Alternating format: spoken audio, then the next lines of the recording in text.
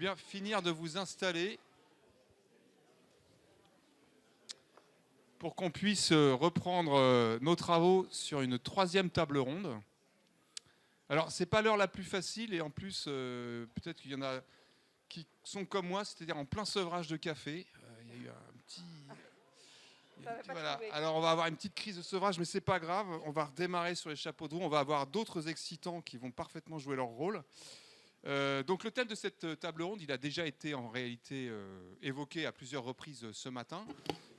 C'est la question des filières, des filières biomasse, puisque l'enjeu, c'est d'avoir, on l'a compris, une gestion des haies qui soit pérenne. Et la pérennité, ça passe forcément par la construction d'un environnement économique qui soit viable. Voilà, alors ce n'est pas une problématique simple, puisque on sait très bien que mettre en place une biomasse durable pour les haies, ça passe par la conciliation de deux objectifs, la rentabilité, mais aussi la durabilité écologique de la haie. Et donc, c'est une problématique où il y a une tension en fait, à gérer. Pour introduire ce sujet et cette problématique, on accueille Catherine Moret, qui est secrétaire générale de la fac agroforesterie et qui va précisément évoquer cette tension dans la construction d'une filière biomasse. Et puis, on a de nombreux participants à cette table ronde, encore plus nombreux que les tables rondes de ce matin. Excusez-moi, ça finit par me faire rire, il y a un casting beaucoup trop chargé. Et donc, pour ce qui est de cette troisième table ronde, nous accueillons donc de l'ADEME Lorraine Boulitreau, ou Boulitrop, je ne sais pas comment on dit, voilà, c'est vous, Boulitreau, donc ADEME Grand Ouest, accompagné de son collègue Antoine Delberg, ingénieur forêt service agriculture, ingénieur service au service agriculture forêt alimentation à la direction de la bioéconomie et des énergies renouvelables de l'ADEME. Ça fait un sacré morceau sur la carte de visite. Et puis, nous avons également l'entreprise Soven au sein du groupe Engie qui est représentée par Jérôme Delannoy. Vous êtes ici. Et enfin, nous avons... Comment ça se fait que je ne vous ai pas sous les yeux? Ah oui, pardon. Nous avons... pardon, excusez-moi, j'ai un petit souci dans mes notes. Cécile Laridon, c'est bien vous. Voilà. Donc vous représentez le groupe Yves Rocher. Et vous êtes là, non pas au titre de ce que fait le groupe Yves Rocher d'une manière générale, mais plus précisément dans la construction d'une filière locale de bois énergie dans le Morbihan pour alimenter votre entreprise, si on m'a bien renseigné. Voilà. Après, nous avons également Emmanuel Lelièvre. Alors, je ne sais pas lequel, il est quelque part par là. Voilà, c'est vous, Emmanuel Lelièvre, président de la SCIC, on dit SIC, voilà, de la SIC Mayenne Bois Énergie. Jean-Yves Le Gueuziec, alors il est ici cette fois, premier adjoint à Plouarette, accompagné de Régis Roussel, qui est responsable des services techniques de Plouarette, dans les Côtes-d'Armor. Camille Guérin, chargée de développement à la SIC Pays de Rance. Alors Camille est là, voilà, merci. Et puis Joël Péguet et Jean-Paul Villet, qui sont élus à Saint-Héan. Voilà, cette fois c'est vous, c'est bon, j'ai tout le monde en tête. Je crois que j'ai appelé tout le monde. Donc il y a beaucoup de gens, beaucoup de monde, donc je vais être encore pire que ce matin dans le respect du timing. Ça commence par toi. C'est ça commence par moi, donc je vais essayer de... Et en plus, comme j'ai l'habitude d'être une grande bavarde, tout le monde le sait, le nombre de personnes donne l'importance du sujet, puisque effectivement, ce qu'on porte à la fac, c'est de dire on ne sauvera les haies que si on leur donne de la valeur. Une des manières de leur donner de la valeur, c'est de la valeur du bois. Mais on a aussi l'habitude de dire que la meilleure des idées peut être la pire des idées. Donc, ça veut dire quoi? C'est qu'aujourd'hui, on sait qu'on va avoir une augmentation importante du besoin de la biomasse issue des haies. Donc là, vous avez à gauche un graphique qui est issu de la planification écologique et qui donne un peu la trajectoire d'augmentation qui est visée d'ici 2030 avec 3 millions de tonnes de matière sèche donc en biomasse qui va être à produire. Et ça, c'est que le haut de l'iceberg, en fait. Mais il y a encore tout ce qu'on ne voit pas, parce qu'il y a tout ce qui concerne le bois de chauffage qui rentre dans nos cheminées, plus le bois de litière qui va pouvoir aller sous les vaches. Donc, en fait, la quantité de biomasse qu'il va falloir produire est probablement beaucoup plus importante. Donc, ça veut dire une augmentation importante de cette mobilisation, donc tension sur la biomasse.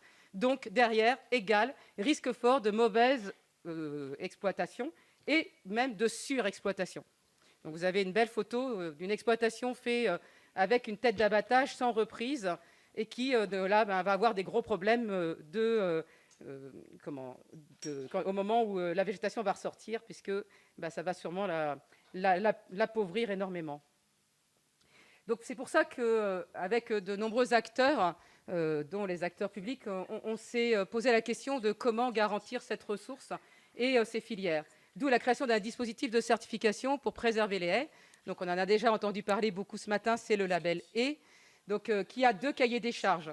Un cahier des charges gestion et un cahier des charges distribution. Donc aujourd'hui, cet après-midi, ce matin, on a parlé beaucoup de la gestion. C'est le socle de base. D'abord, on garantit la gestion durable des haies pour pouvoir garantir des filières durables, éthiques et renouvelables. Donc c'est le socle. Donc le label distribution, la partie distribution, demande qu'on s'approvisionne à 100% de bois labellisé, labellé, de gestion garantie. Et ensuite, il va y avoir des indicateurs complémentaires sur la distance parcourue du bois pour alimenter la chaudière. Derrière, c'est les questions du bilan carbone. Ça va être des enjeux centraux dans nos filières bois. Et aussi la juste rémunération de l'agriculteur. L'objectif étant demain d'aller sur des filières équitables. Aujourd'hui, on ne peut pas avoir ce titre-là. On parle de filières éthiques, mais on pourra fonctionner correctement sur ces filières que si on rémunère justement l'agriculteur. Ça a été de nombreuses fois dit ce matin. Donc nous, si on avait des conseils à donner pour les décideurs qui sont dans la salle aujourd'hui pour construire et déployer cette biomasse bocagère durable dont on va avoir besoin, on l'a dit aussi tout à l'heure ce matin, une parcelle entourée de haies produit plus de biomasse qu'une parcelle sans haies. Puisque, comme l'a dit Fabien tout à l'heure, on augmente le rendement au milieu de la parcelle et on produit du bois sur le tour de la parcelle, sous réserve qu'elle soit bien gérée. Donc, la haie est bien pourvoyeuse de biomasse et de plus de biomasse que si on n'a pas de haie. Donc, on peut la valoriser, mais ce schéma de massification va être complètement dépendant d'un cadre qui est à fixer dès maintenant, avant qu'il soit trop tard, avant que la course au bois et à l'énergie soit enclenchée. On a déjà vu des stigmates d'épillages, de mauvaises pratiques et pour approvisionner des grosses chaudières. Donc, le cadre qu'on propose, c'est d'avoir une obligation d'approvisionnement des chaudières avec une biomasse certifiée. Il faut qu'on puisse inscrire ça dans les démarches de moyens pour que l'offre s'adapte à la demande. Mais tant qu'on n'a pas de demande, on ne met pas d'offre en place. Mais pour ça aussi, l'offre ne va pas du jour au lendemain être labellisée. Je pense que certains de la tribune vont le dire. Donc, il faut donner le temps de la construction de cette offre. Donc, obligé à avoir une matière labellisée, mais en mettant une trajectoire d'approvisionnement dans les marchés d'approvisionnement des chaudières pour laisser le temps de la structuration des filières. Et puis aussi, c'est la base, informer, sensibiliser, intervenir très en amont auprès des acteurs. Donc, depuis les gens qui sont les bureaux d'études qui installent les chaudières, les commanditaires, les énergéticiens, enfin tous les gens qui doivent prendre en charge cette notion de gestion durable. On en est tous responsables tout le long de la filière. Il n'y a pas que l'agriculteur qui est responsable, il n'y a pas que lui qui coupe mal, il y a celui qui consomme le bois au bout, qui accepte de prendre du bois qui est mal géré.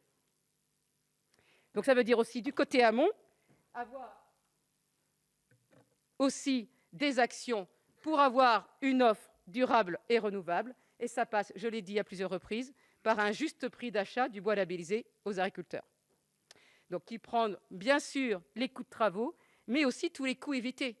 Une collectivité, des fois, elle est aussi schizophrène que les politiques de la haie, parce qu'il y a le service de l'énergie, il y a le service de la biodiversité, le service de l'agriculture, et puis alors pour faire travailler tout le monde ensemble, on veut l'énergie la plus bas possible, et puis à côté, on va payer des plantations de haies.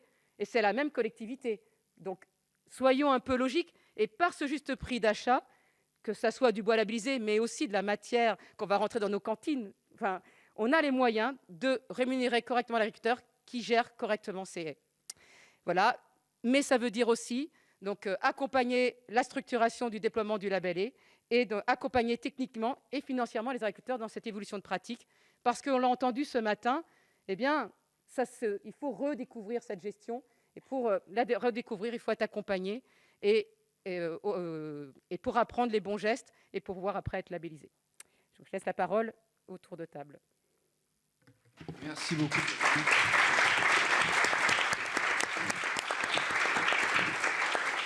Merci beaucoup, merci pour ta concision et ton énergie. On en a besoin à cette heure-ci en particulier. Alors, tu as insisté sur le caractère structurant du cadre, de ce qui va cadrer la filière. Alors, on va commencer un petit peu par là, puisque je vais m'adresser d'une part aux représentants de l'ADEME et d'autre part aux représentants de l'entreprise Soven au sein de Engie, en leur posant à tous les trois deux questions. En tant qu'acteur engagé dans la transition énergétique, vous travaillez sur le développement d'une filière biomasse issue des haies. Alors, du coup, dans quelle mesure la qualité écologique de cette filière est pour vous un objectif? Parce que ce n'est pas votre objectif premier. Votre objectif premier, c'est l'énergie. Mais quelle place prend quand même l'objectif de la qualité écologique là-dedans? Et comment contribuer à garantir, de là où vous êtes, avec les leviers que vous avez en main, cette conciliation entre une viabilité économique d'une filière, qui s'impose évidemment, et puis cette qualité écologique? Autrement dit, comment vous faites pour concilier quantité et qualité? C'est un peu ça la première question. Et la deuxième question, c'est comment il faut faire, sur un plan plus dynamique, comment on peut amorcer et déployer des filières bois-bocage qui soient durables?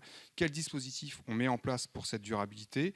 Est-ce qu'on a besoin de financer prioritairement l'investissement, l'animation? Enfin voilà, comment ça se pense en fait, une filière qui arrive à concilier qualité et quantité? Allez-y. On peut commencer si vous voulez. Très bien, allez-y. Donc moi je suis Jérôme Delannoy, je suis directeur biomasse chez Soven. Donc Soven, c'est la centrale d'énergie d'Engie. Donc on achète toutes les énergies pour les installations de production de chaleur et d'électricité d'Engie. Donc pour ma part, j'achète 2 millions de tonnes de biomasse par an pour 300 à 350 installations en France. Et donc dans ce cadre de cet achat, donc en fait on est l'intermédiaire quelque part en termes d'approvisionnement, puisque le Engie, lui, s'adresse à des collectivités ou à des industriels. Et aujourd'hui, Catherine, tu l'as rappelé, mais le gros enjeu pour nous en tant qu'entreprise de service à l'énergie, en tant qu'exploitant de chaufferie, c'est la décarbonation. Aujourd'hui, le maître mot, c'est la décarbonation. Et donc pour la décarbonation, il y a quelques ressources nécessaires. Donc il n'y a pas que la biomasse. On parle évidemment beaucoup aujourd'hui de récupération de chaleur fatale, de photovoltaïque, de géothermie. Ça, ce sont des pistes qu'on évalue et qu'on utilise en priorité. Mais à un moment aussi, on sait aussi que par rapport à la disponibilité locale, on doit aller vers d'autres choses, et notamment la biomasse. Donc on a la biomasse forestière qui correspond à l'approvisionnement le plus important pour nous, et de plus en plus on s'intéresse aux haies. Parce que demain, comme on le disait, tu le disais, il y a une forte demande dans le cadre de cette décarbonation. Et donc il faut avoir un panel de ressources la plus large possible, qui est adapté aussi à la disponibilité locale, et puis qui a ce côté durable qu'apporte le label haie. Et nous, on pense que c'est tout à fait cohérent d'allier quantité et puis durabilité et qualité, puisque, tu le rappelais aussi, quand on fait les bons gestes, les gestes vertueux, on obtient plus. Quand on a des arbres au milieu de haies, on a un meilleur rendement, on a plus de bois à la fin. Donc il y a un vrai sens écologique et à la fois économique à aller vers la haie. Et nous, en tant qu'utilisateurs, j'allais dire, de la biomasse bocagère, ça nous permet aussi d'avoir une visibilité peut-être un peu plus longue, parce qu'on sait que de toute façon, comme les gestes seront les bons gestes, il y aura sur des décennies du volume qui sera captable par nous et par d'autres, puisqu'on n'est pas les seuls dans la filière à opérer des chaufferies. Donc il y a un vrai sens au final à aller vers les haies.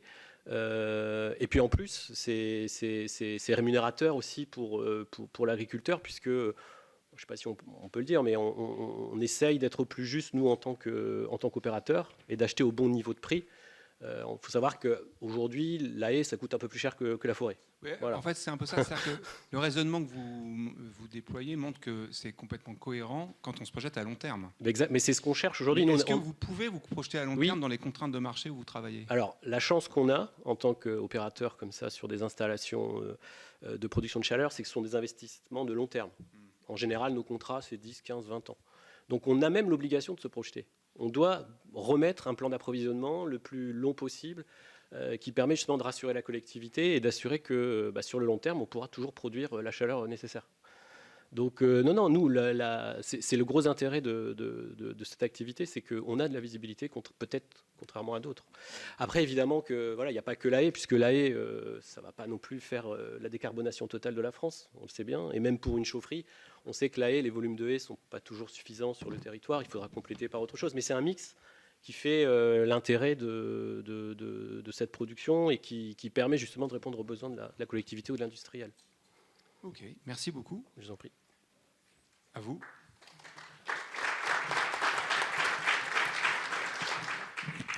Bon, bonjour à tous. Donc, Antoine Delberg de l'ADEME. Donc, je vais reprendre un peu l'intitulé de la direction dans laquelle je travaille, parce que je pense que ça va vous éclairer un peu sur la vision qu'a l'ADEME.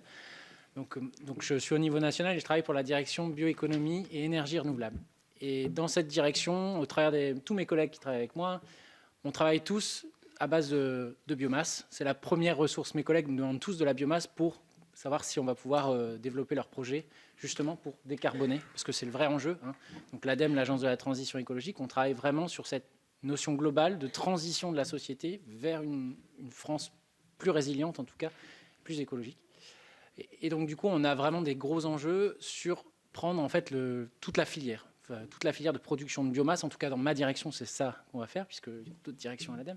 Mais dans la direction, c'est de travailler, de dire, OK, on va accélérer, on va décarboner grâce à la biomasse. Alors la biomasse, il n'y a pas que le bois dans la biomasse, il y a la méthanisation, il y a d'autres choses, mais ça représente quand même un gros volume.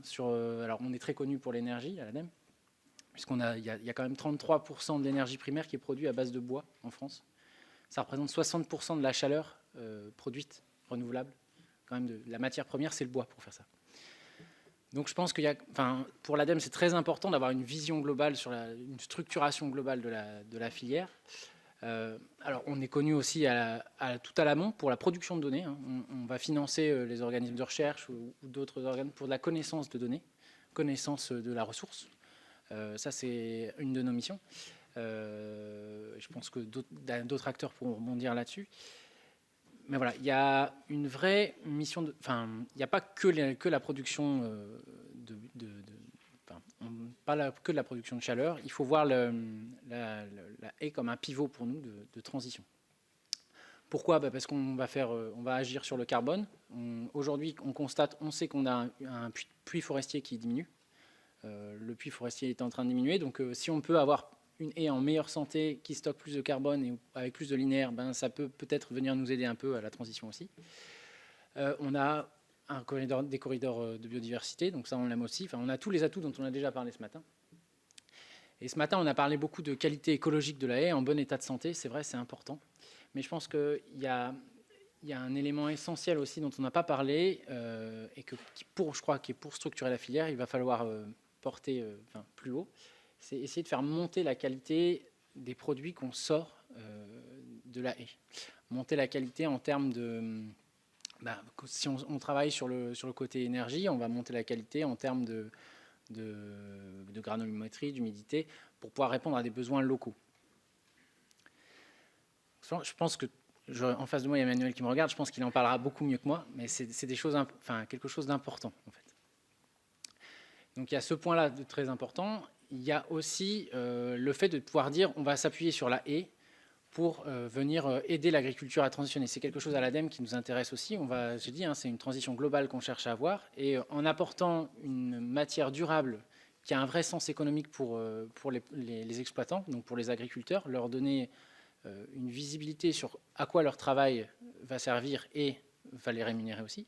C'est un vrai atout pour l'ADEME d'agir sur la haie et de structurer une filière pour qu'il y ait la vision du coup de l'agriculteur jusque le transformateur en regroupant tous les acteurs. Je vais peut-être laisser Lorraine sur oui, donc moi je représente plutôt l'ADEME régionale, donc Grand Ouest, Normandie, Bretagne et Pays de Loire. Et concrètement, à l'ADEME en région, on est plus sur le terrain. Et donc, nous, notre but, c'est vraiment d'accompagner ces structurations de filières. Ça a été dit par Catherine Mouret en introduction à l'enjeu, la nécessité de biomasse pour décarboner l'énergie. Mais j'aimerais quand même redonner des chiffres parce que la question que vous avez posée, c'est comment amorcer et déployer ces filières bois bocage durable.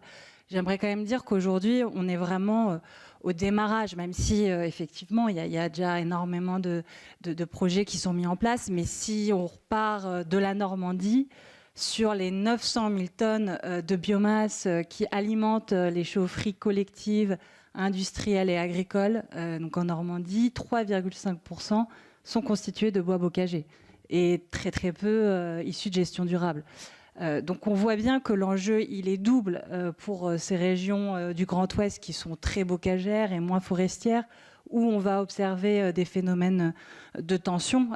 Par exemple, dans la Manche, pour des nouveaux réseaux de chaleur, les opérateurs fournisseurs de bois énergie, ils savent plus forcément où aller chercher de la biomasse forestière et ils commencent à se dire bon bah on va s'attaquer au bocagé, mais il faut que ça soit issu d'une gestion durable, il faut qu'on ait un tampon avec un label derrière qui nous permette de travailler sans que l'OFB nous mette des amendes ou autre. Donc on est vraiment dans certains départements et certaines régions dans ce contexte-là.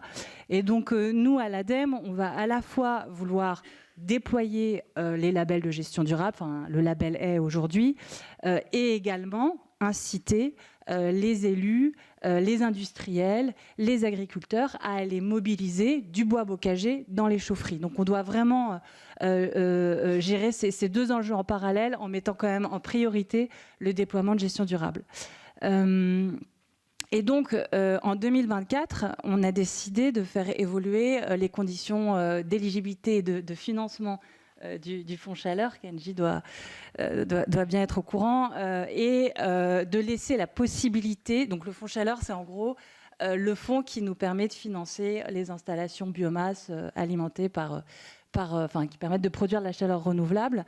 Et on a décidé, donc en Normandie et Bretagne, d'imposer un taux minimum de plaquettes bocagères certifiées label A ou équivalent dès lors où il y a un prélèvement bocager.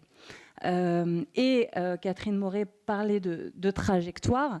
En effet, ce n'est pas comme la plaquette forestière certifiée PEFC qui est disponible aujourd'hui.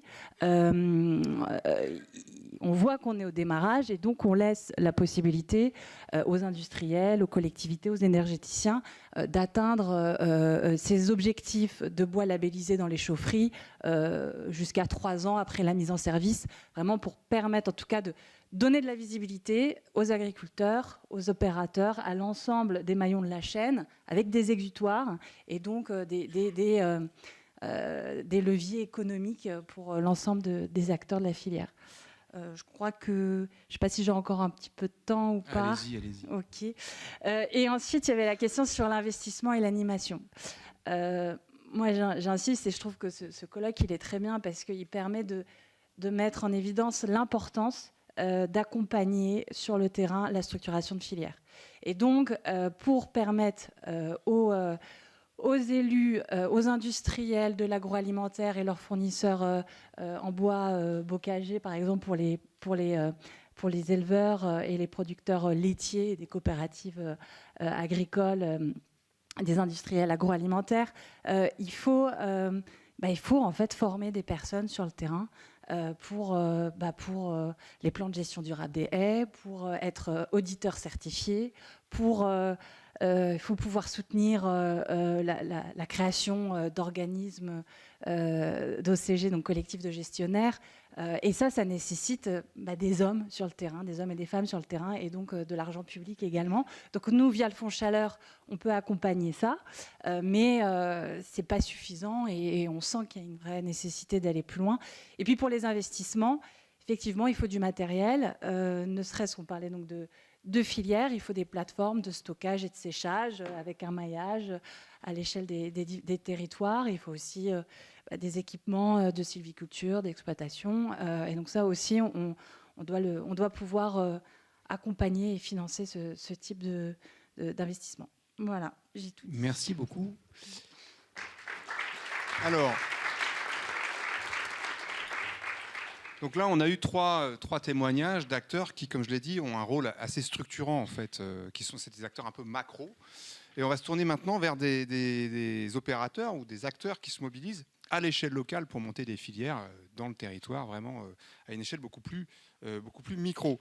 Alors, donc, je me tourne vers les autres membres. Je vais quand même rappeler qui vous êtes, parce que je l'ai dit un peu rapidement tout à l'heure.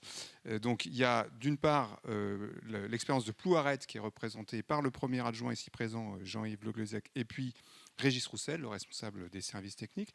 On a également la SIC de Mayenne Bois Énergie avec Emmanuel Lelièvre, Camille Guérin de la SIC de Pays de Rance, et puis on a deux acteurs, deux élus de Saint-Héan qui, eux, ont comme particularité d'être au tout début de leur démarche. Et donc, ça va être très intéressant d'entendre leur témoignage, parce que la question de l'amorçage, de comment on fait au départ pour s'y mettre, par où on rentre, par quoi on commence.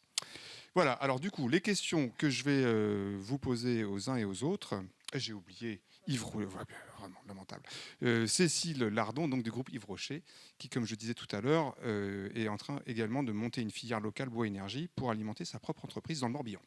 Alors, là, c'est un petit peu la même question que j'ai posée à l'ADEME et à Engie tout à l'heure, mais cette fois c'est à l'échelle locale. Comment vous, à votre échelle, de quel garde-fou vous dotez, de quels critères vous vous dotez, enfin, comment vous faites pour gérer cet équilibre entre atteindre une masse critique suffisante pour que la filière soit une vraie filière et en même temps faire en sorte que cette masse critique ça ne s'obtienne pas au détriment du caractère durable de la haie. Même si ça a bien été démontré tout à l'heure, on sait très bien qu'à long terme les deux vont ensemble, mais dans l'immédiateté d'un moment, est-ce qu'on arrive à assurer ça, quoi.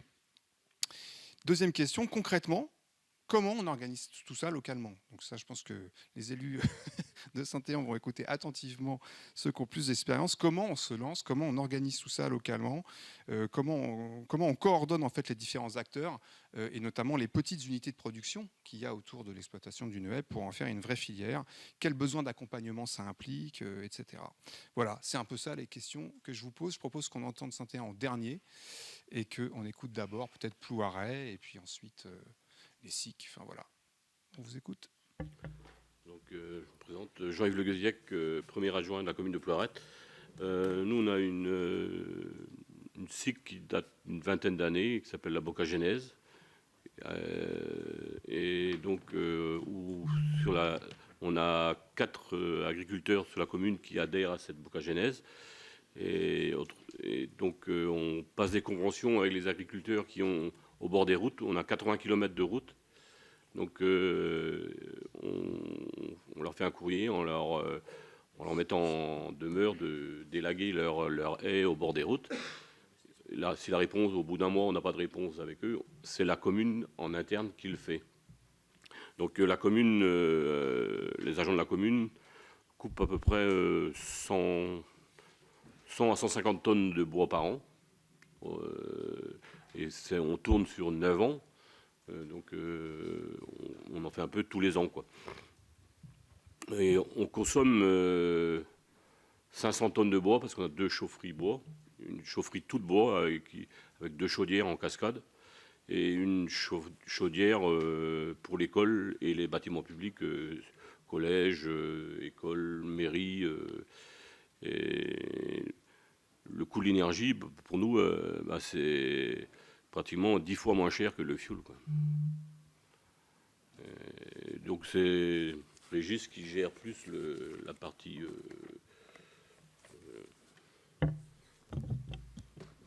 Donc Régis Roussel, responsable des services techniques de la mairie. Mettez-vous bien près du micro, parce que certaines personnes m'ont dit qu'au fond, on n'entendait pas toujours très bien.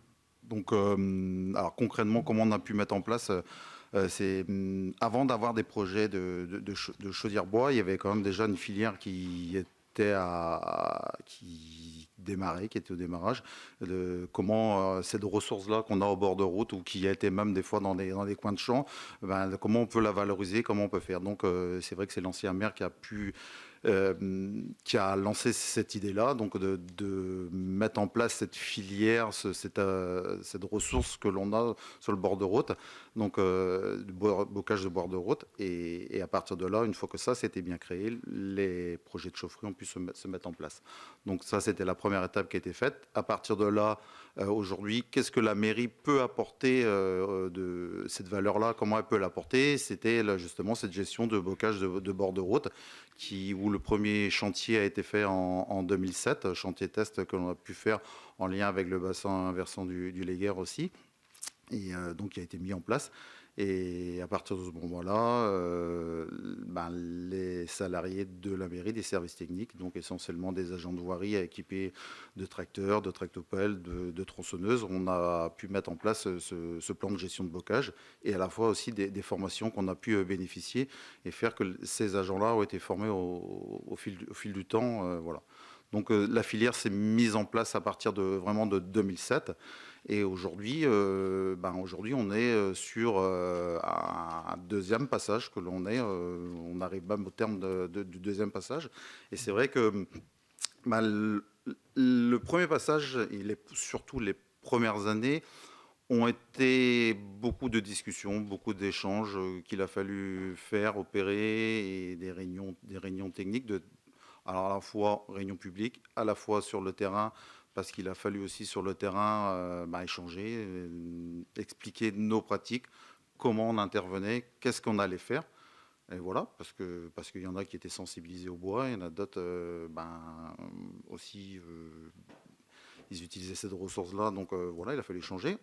Il y en a, on va dire, les 2 tiers à peu près des propriétaires ont adhéré assez vite, voilà, parce que le bois pouvait être une contrainte pour eux, voilà. Donc, premier passage, on a donc cette rotation-là de 9 ans qu'on a fait, on a passé. Quand il a fallu revenir au deuxième passage, on s'est rendu compte que les personnes qui étaient un petit peu réticentes, qui la première fois avaient dit non, avaient vu notre travail, avaient vu ce qui avait été fait. Il y a eu une discussion.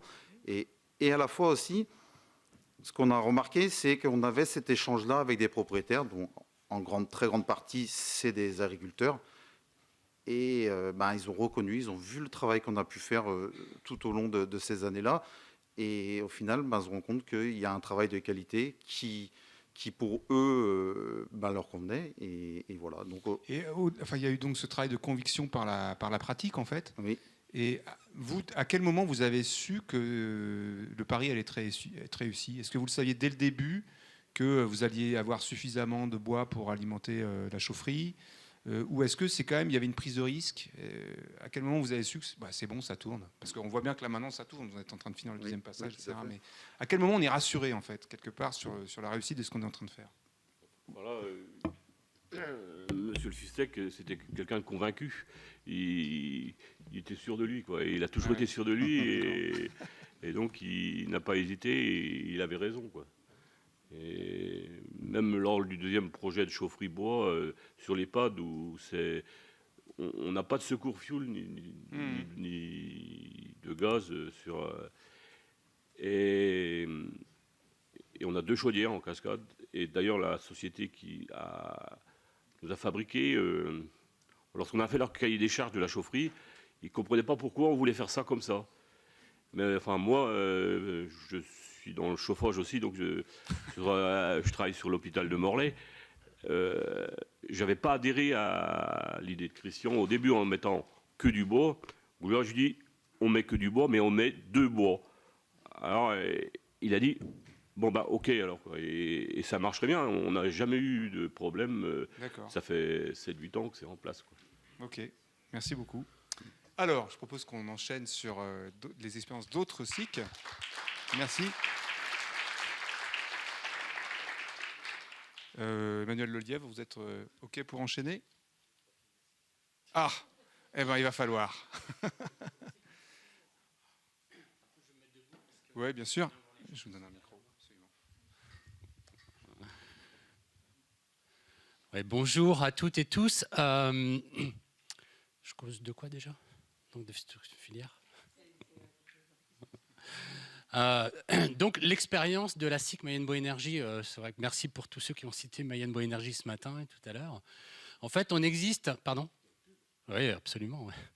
On existe depuis en fait un embryon de structuration en 2005 avec l'apparition de la première chaufferie bois sur le territoire de la Mayenne, un petit réseau de chaleur. Et en fait, ça fait une émulation.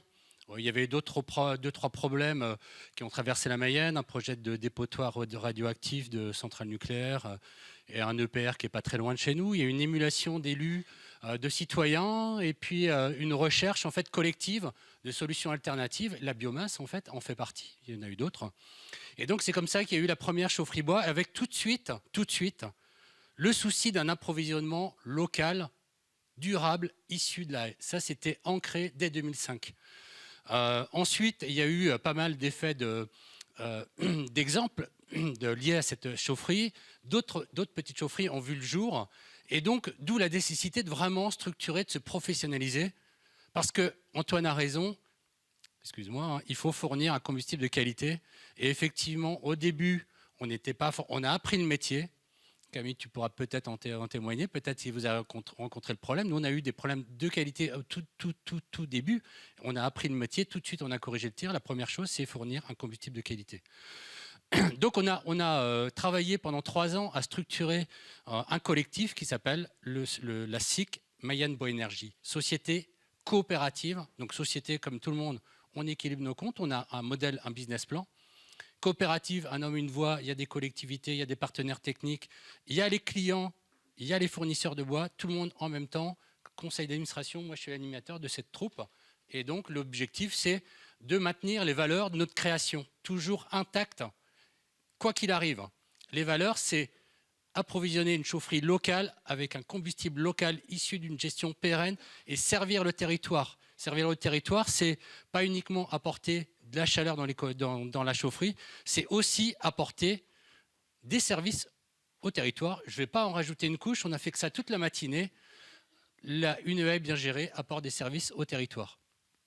Dès 2008, c'était ancré, voilà, dans notre histoire. Et donc, petit à petit, des chaufferies sont apparues, 2-3 chaufferies par an. On a démarré avec, du coup, en 2008 avec 3-4 chaufferies, 500 tonnes. Aujourd'hui, on alimente 43 chaufferies. Et 2023-2024, on va être à 7000 tonnes de bois. Progression voilà, assez linéaire et qui nous a permis petit à petit, en fait, de jamais perdre nos valeurs. C'est-à-dire que il ne faut pas oublier que ce sont les agriculteurs qui travaillent. J'ai oublié de signaler, moi je suis agriculteur. Donc voilà, et je remercie tous les témoignages des agriculteurs ce matin. C'est comme nous, quand même nous qui avons en charge la gestion de l'objet haie dont on parle tout le temps. Et donc, ce dont on s'est rendu compte en 2016, ça a été la bascule. 2008-2016, 8 ans, on pensait faire un bon travail de gestion pérenne, de sauver la haie. J'en étais convaincu, sur mon exploitation également, dans l'accompagnement qu'on faisait chez nos agris également.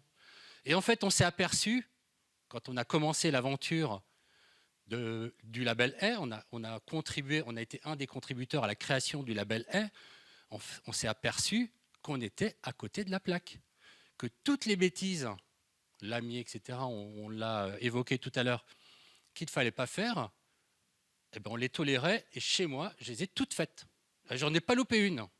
Ah, ça, c'est un exemple de ce qu'il ne fallait pas faire. C'était génial. Enfin, une bonne claque quand même. Ah ben parce qu'on a commencé à travailler sur la construction des indicateurs. Philippe l'a abordé tout à l'heure. Qu'est-ce que c'est une haie en bon état? Comment on la regarde? Et en fait, je ne savais pas regarder la haie. Et donc, c'est avec l'équipe AFAC, Catherine, Paul, les collègues des autres SIC, des autres départements, tous ensemble. En fait, on a commencé à regarder la haie. Et puis, en fait, j'ai vu de visu, mais je n'avais jamais remarqué, le lamier que j'avais passé 3 ans après, ma branche qui était coupée comme ça, elle était morte. Mais sauf que quand tu ne regardes pas, tu ne vois pas. Voilà. Et donc, en fait, j'ai appris qu'effectivement, en faisant un bon recépage, ce n'était pas forcément plus compliqué, enfin, je vais y revenir après, et que ça le faisait, quoi. Et donc, c'est vraiment en participant à la création. En fait, quelqu'un a dit qu'il faut réapprendre la culture de l'arbre. Ben non, c'est pas ça. Il faut apprendre la culture de l'arbre, la civiculture. En fait, on ne sait pas faire. Même ceux qui pensaient le savoir, et j'en faisais partie, on n'était pas bon. Et donc, c'est cette construction en coopération du label haie qui nous a permis de comprendre ce que c'était la gestion pérenne. Je vais en remettre une couche, ce que disait Philippe. C'est un label qui a été construit pour les agriculteurs, pour qu'ils réapprennent ce que c'est la culture de l'arbre, et fait par des agriculteurs. C'est-à-dire que les indicateurs du label haie, c'est des indicateurs que nous, on a compris, et qui sont atteignables, avec des niveaux, on ne l'a pas dit, mais il y a des paliers. C'est-à-dire quand on rentre dans le label A, il ne faut pas faire tout de suite bien, complètement. On a des progressions. Et en fait, moi, je me considère toujours en formation. Il y a des choses que je ne fais pas encore super bien. La dernière fois que j'ai exploité une haie, je me suis dit, bon, j'écarte un peu ma clôture. Ah non, pour gagner 50 cm, là, au cas où ça pouvait... Et en fait, je me suis dit, ben non, je l'ai encore mise au mauvais endroit. Il faut que je la repousse encore. Et là où je veux en venir, c'est que, en fait, j'ai compris profondément en fait, qu'il y avait un temps d'appropriation. On ne peut pas tout comprendre, apprendre et mettre en œuvre et le réaliser ensuite, tout d'un seul coup. Il faut vraiment du temps. Et c'est ça que nous, on a imprimé dans le label, c'est qu'on a mis effectivement de l'ambition, mais échelonné dans le temps. C'est-à-dire qu'on va commencer par ce qui est réalisable maintenant, et puis après, on va progresser. Je ne vais pas rentrer dans le détail, ce n'est pas le lieu. Mais c'est pour ça qu'en fait, le label S, c'est pas un... Enfin, moi, je l'appelle l'outil label R, hein, parce que pour moi, je l'utilise au quotidien à Mayenne Bois Énergie. C'est un outil pédagogique d'appropriation de la sylviculture de l'arbre. C'est pour apprendre. Voilà. Donc, chez mes agriculteurs, je reviens à Mayenne Bois Énergie. En fait, on a commencé effectivement à expliquer ce que c'était la gestion auprès de nos sociétaires. Donc, on a démarré avec une quinzaine d'agris sociétaires. On est aujourd'hui à 130. Je vais y revenir peut-être après. Grâce au label A, des partenaires énergéticiens, des chaufferies, en fait, sont conscients qu'il existe un vrai bois qui promet, qui ne fait pas que promettre, mais qui certifie une gestion pérenne. En fait, on me demande du bois. Et donc, demain, ce n'est pas 130, c'est 200 agris que je vais avoir. Mais à court terme, ça va être dans 3 ans. Et cette montée en puissance, est-ce que ça pose d'autres questions du coup ? Voilà, ben j'y viens. Merci pour la transition. Effectivement, il faut du temps d'appropriation. Moi, dans ma structure, je peux engager concrètement 30 agris. 30 agris, pourquoi ? Parce qu'en fait, c'est le temps de les accompagner, le temps de les certifier. Eux ne s'en rendent pas compte. Hein. En fait, un agri, moi, mes agris, ils sont certifiés label A, ils ne s'en sont pas rendus compte. Ce qu'on fait, c'est des réunions bout de champ, des pieds de haie. On fait des pieds de haie, ils ne s'en rendent même pas compte. On leur dit, ben, ça c'est bien, ça c'est pas bien, là il faut que tu t'améliores. On dit, ok. Et puis finalement, on se balade avec notre tablette, on fait l'audit en même temps, puis à la fin, on lui dit, bah, c'est bon, tu es niveau 1, tu es certifié. Ah, mais il dit, bah ouais, c'est chouette. C'est tout ce qu'il vit.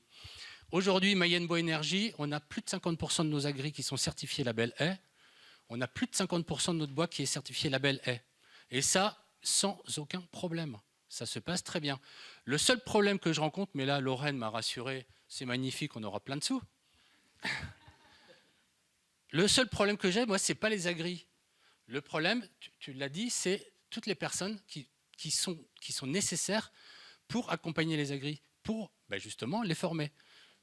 Voilà, le facteur limitant, il est réellement là. Moi, je pourrais aller beaucoup plus vite si je pouvais avoir ces personnes ressources. Or, il n'existe pas de formation technicien bocage qui soit opérationnel tout de suite pour faire. Je connais la haie, la reconnaissance des végétaux, je sais reconnaître une dégradation, je sais faire un PGDH, je maîtrise l'outil informatique QGIS, je sais faire de la cartouche, je sais faire de l'animation, je sais parler aux agris.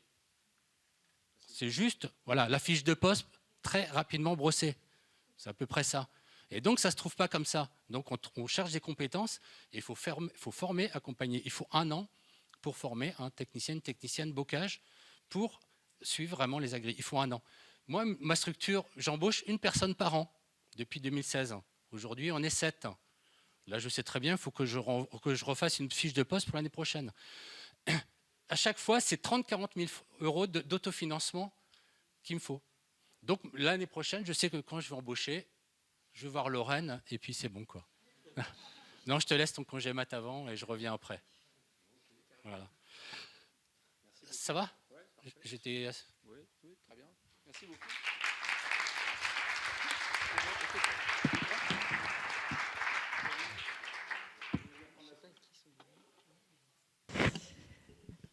Alors, donc moi je suis salariée et sociétaire de la SIC, Société coopérative d'intérêt collectif Pays de Rance.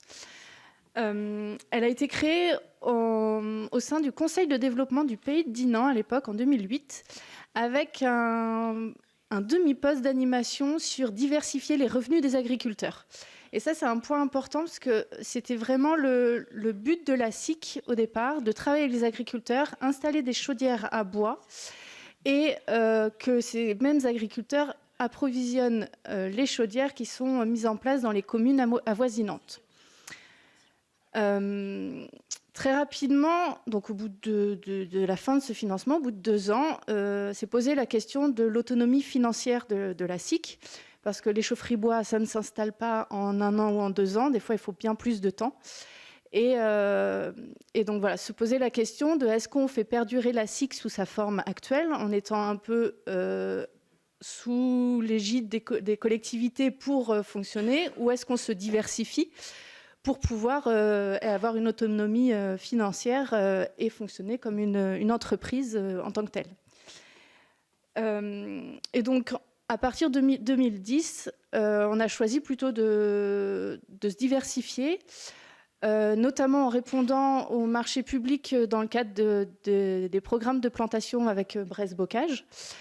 Et donc, à partir de ça, on n'allait pas seulement voir les agriculteurs pour leur proposer d'avoir une gestion forestière sur leurs haies, mais aussi on les accompagnait et on plantait chez eux. Et en fait, du coup, de cette plantation, on avait vraiment tout le panel de la gestion forestière, de la gestion bocagère, pardon, avec les agriculteurs. Donc vraiment de la plantation jusqu'à l'utilisation finale du bois. Autour de ça, en recrutant des planteurs, on a recruté en fait des élagueurs. Et donc, on a diversifié aussi l'activité de la SIC avec des activités d'élagage soins aux arbres qui font des formations aussi auprès des collectivités, des techniciens des collectivités pour les former à la gestion durable et le soin aux arbres sur les communes sur lesquelles on intervient. Et on a diversifié l'ensemble des produits bois qu'on pouvait sortir de la haie. Donc le bois paillage, le bois bûche, le bois énergie bien sûr. Et tout ce bois provient aussi des chantiers qu'on peut faire en élagage. Donc en fait, un déchet entre guillemets de l'activité élagage devient un produit d'une autre activité. Et ce fonctionnement, c'est pour répondre à la question de l'équilibre aussi économique qu'on trouve. On n'a pas cherché à vraiment mettre de l'importance sur le développement de l'activité de production de bois et énergie. On s'est dit qu'aussi mutualiser les moyens et les équipements au sein de la SIC sur une diversité d'actions nous permettait aussi de ne pas avoir une action trop brutale, entre guillemets, sur le bocage, et en allant chercher absolument des marchés des agriculteurs pour couper. Mais on avait bien le panel d'activités. Ce qui nous a d'ailleurs permis, pour la petite anecdote, de recevoir le trophée de l'économie sociale et solidaire Impact local en 2017, remis à l'époque par le sénateur Joël Labbé. Voilà. Donc depuis maintenant quasiment plus de 10 ans que nous plantons, donc on a planté quasiment plus d'1 million d'arbres, plus de 1000 kilomètres de haies.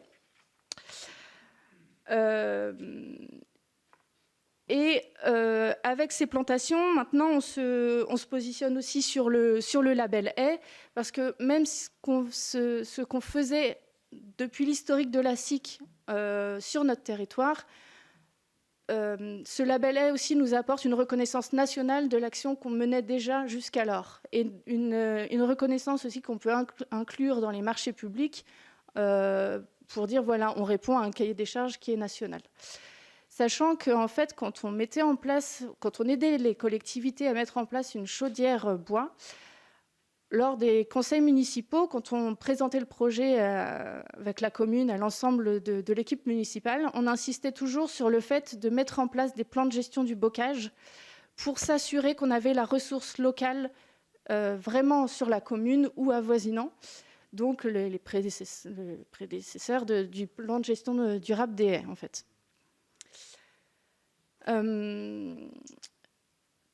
Pour compléter, en fait, notre modèle de SIC, on est vraiment sur une gouvernance participative et avec vraiment une écoute des besoins du territoire. En ce moment, on se lance sur un nouveau projet qui est l'installation de petites chaudières bois aussi en module, inspirées par d'autres SIC en France, et dans l'idée de fournir vraiment de la chaleur bois aux communes, et non plus seulement du bois. Donc, c'est-à-dire en fait englober vraiment toute la chaîne de la boucle énergétique bois au sein de la SIC et apporter une diversité d'offres à ces communes. Voilà, je pense que j'ai répondu à peu près à différentes questions. Merci.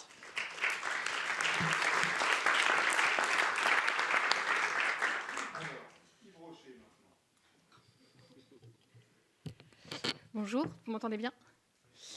Donc Cécile Laridon, je représente effectivement Yves Rocher aujourd'hui, et plus spécifiquement l'herbier, donc qui est une entité qui s'occupe directement, qui est en lien direct avec le végétal à Lagacilly, donc dans le Morbihan, qui est le berceau de la marque Yves Rocher. Et donc à l'herbier, on a différentes activités. On a un jardin botanique, on est producteur de plantes en bio sur une centaine d'hectares, plantes pour la cosmétique Yves Rocher, donc, et dans un système en agroécologie. Et donc là, je viens à la place de l'arbre dans un système en agroécologie. Donc place centrale, bien sûr, hein, c'est tout ce qu'on se dit depuis ce matin. On a commencé à travailler sur le bocage en 2016. Grâce à la fac et la fondation Yves Rocher, donc, qui soutient la fac depuis 2008, il me semble, avec des représentants dans la salle. Et donc, on a commencé sur le bocage durable avec un test du PGDH donc sur notre exploitation.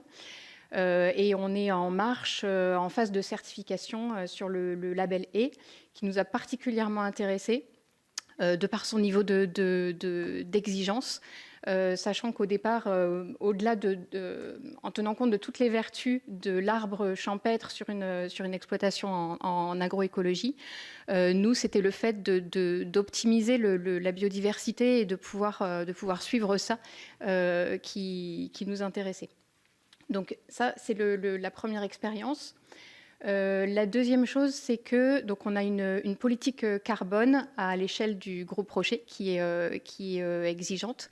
On vise moins 50% d'émissions carbone en 2030 versus 2010. C'est une politique basée sur la sobriété. Et au sein de cette politique, on a un programme qu'on a appelé le programme Lagacilly Territoire Bas Carbone, donc toujours le Lagacilly, qui est un peu une terre d'expérimentation pour nous. Et donc qui permet d'aller plus loin et de mettre en place des programmes un peu emblématiques.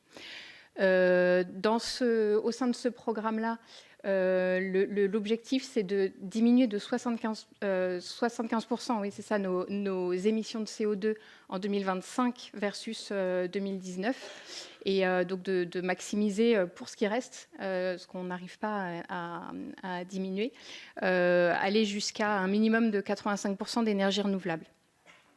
Il faut savoir que donc, un des piliers de ce programme-là, c'est la transition énergétique, c'est le premier pilier. Et sur le Morbihan, on a 3 sites industriels et 2 sites logistiques. On avait déjà 2 chaudières biomasse. Et donc, on a étudié comment est-ce qu'on pouvait faire pour joindre nos différentes expériences, transition énergétique, et est-ce qu'on pouvait faire en sorte que cette transition énergétique soit levier de transition agroécologique du territoire. Donc, on a étudié la faisabilité de changer nos modes de chauffage, donc chauffage bâtiment et chauffage process, et de faire la part belle aux plaquettes bocagères, donc issues de bocage gérées durablement. Et l'étude a été concluante. Donc sous plusieurs volets. Le premier volet, c'était celui de la qualité du combustible, hein, qui était quand même un gros point de crispation au départ. Et donc ça, on a été rassurés sur le fait que au niveau de la rigueur de la qualité de la gestion de la qualité dès les chantiers, on pouvait être rassurés. Donc l'élément sur le volume, est-ce qu'on avait suffisamment de volume de bois disponible sur le territoire? Donc là, c'est Quaternary, qui est la fédération des SIC en Bretagne, qui a mené une étude pour nous, étude de gisement et étude filière, donc qui a montré que oui, c'était possible. Donc ça, deuxième élément intéressant. Donc voilà, et le prix. Est-ce que le prix était tenable? Donc on a travaillé sur des projections de prix. Et au final, il faut se rappeler que quand on a fait l'étude, on était en fin 2021-2022, crise énergétique, très gros enjeux sur le sujet, envolée des prix et surtout une incertitude très forte sur les projections des prix de l'énergie et notamment des énergies fossiles. Et donc, ce qui a pesé dans la balance, c'est le fait qu'on avait une ressource qu'on avait étudiée, qui était locale, qui avait montré sa disponibilité, et avec un modèle qui était basé aussi sur, Catherine le disait, une juste rémunération, donc basé sur une évaluation du prix de revient, et ce qui nous permettait, de manière beaucoup plus sûre et fiable, de nous projeter au-delà d'un marché plus libéré Pour être sûr de bien comprendre, cette étude de faisabilité sur laquelle vous êtes appuyé, elle intégrait dans son cahier des charges le respect du label A? Tout à fait. Oui, voilà, c'est ça. Et donc, c'est ce qui nous permettait effectivement puisque on voulait que cette ambition de transition énergétique soit un levier de transition agroécologique, c'était justement le bocage géré durablement, sous-entendu labellisé label E. Est-ce qu'aujourd'hui, on était en mesure de répondre à nos besoins? Sachant qu'au-delà de la jolie histoire, il y avait quand même un défi important. Déjà, on avait l'expérience sur le chauffage de bâtiments. Là, notre demande, c'était sur chauffage de bâtiments et eau chaude process, pour le process cosmétique.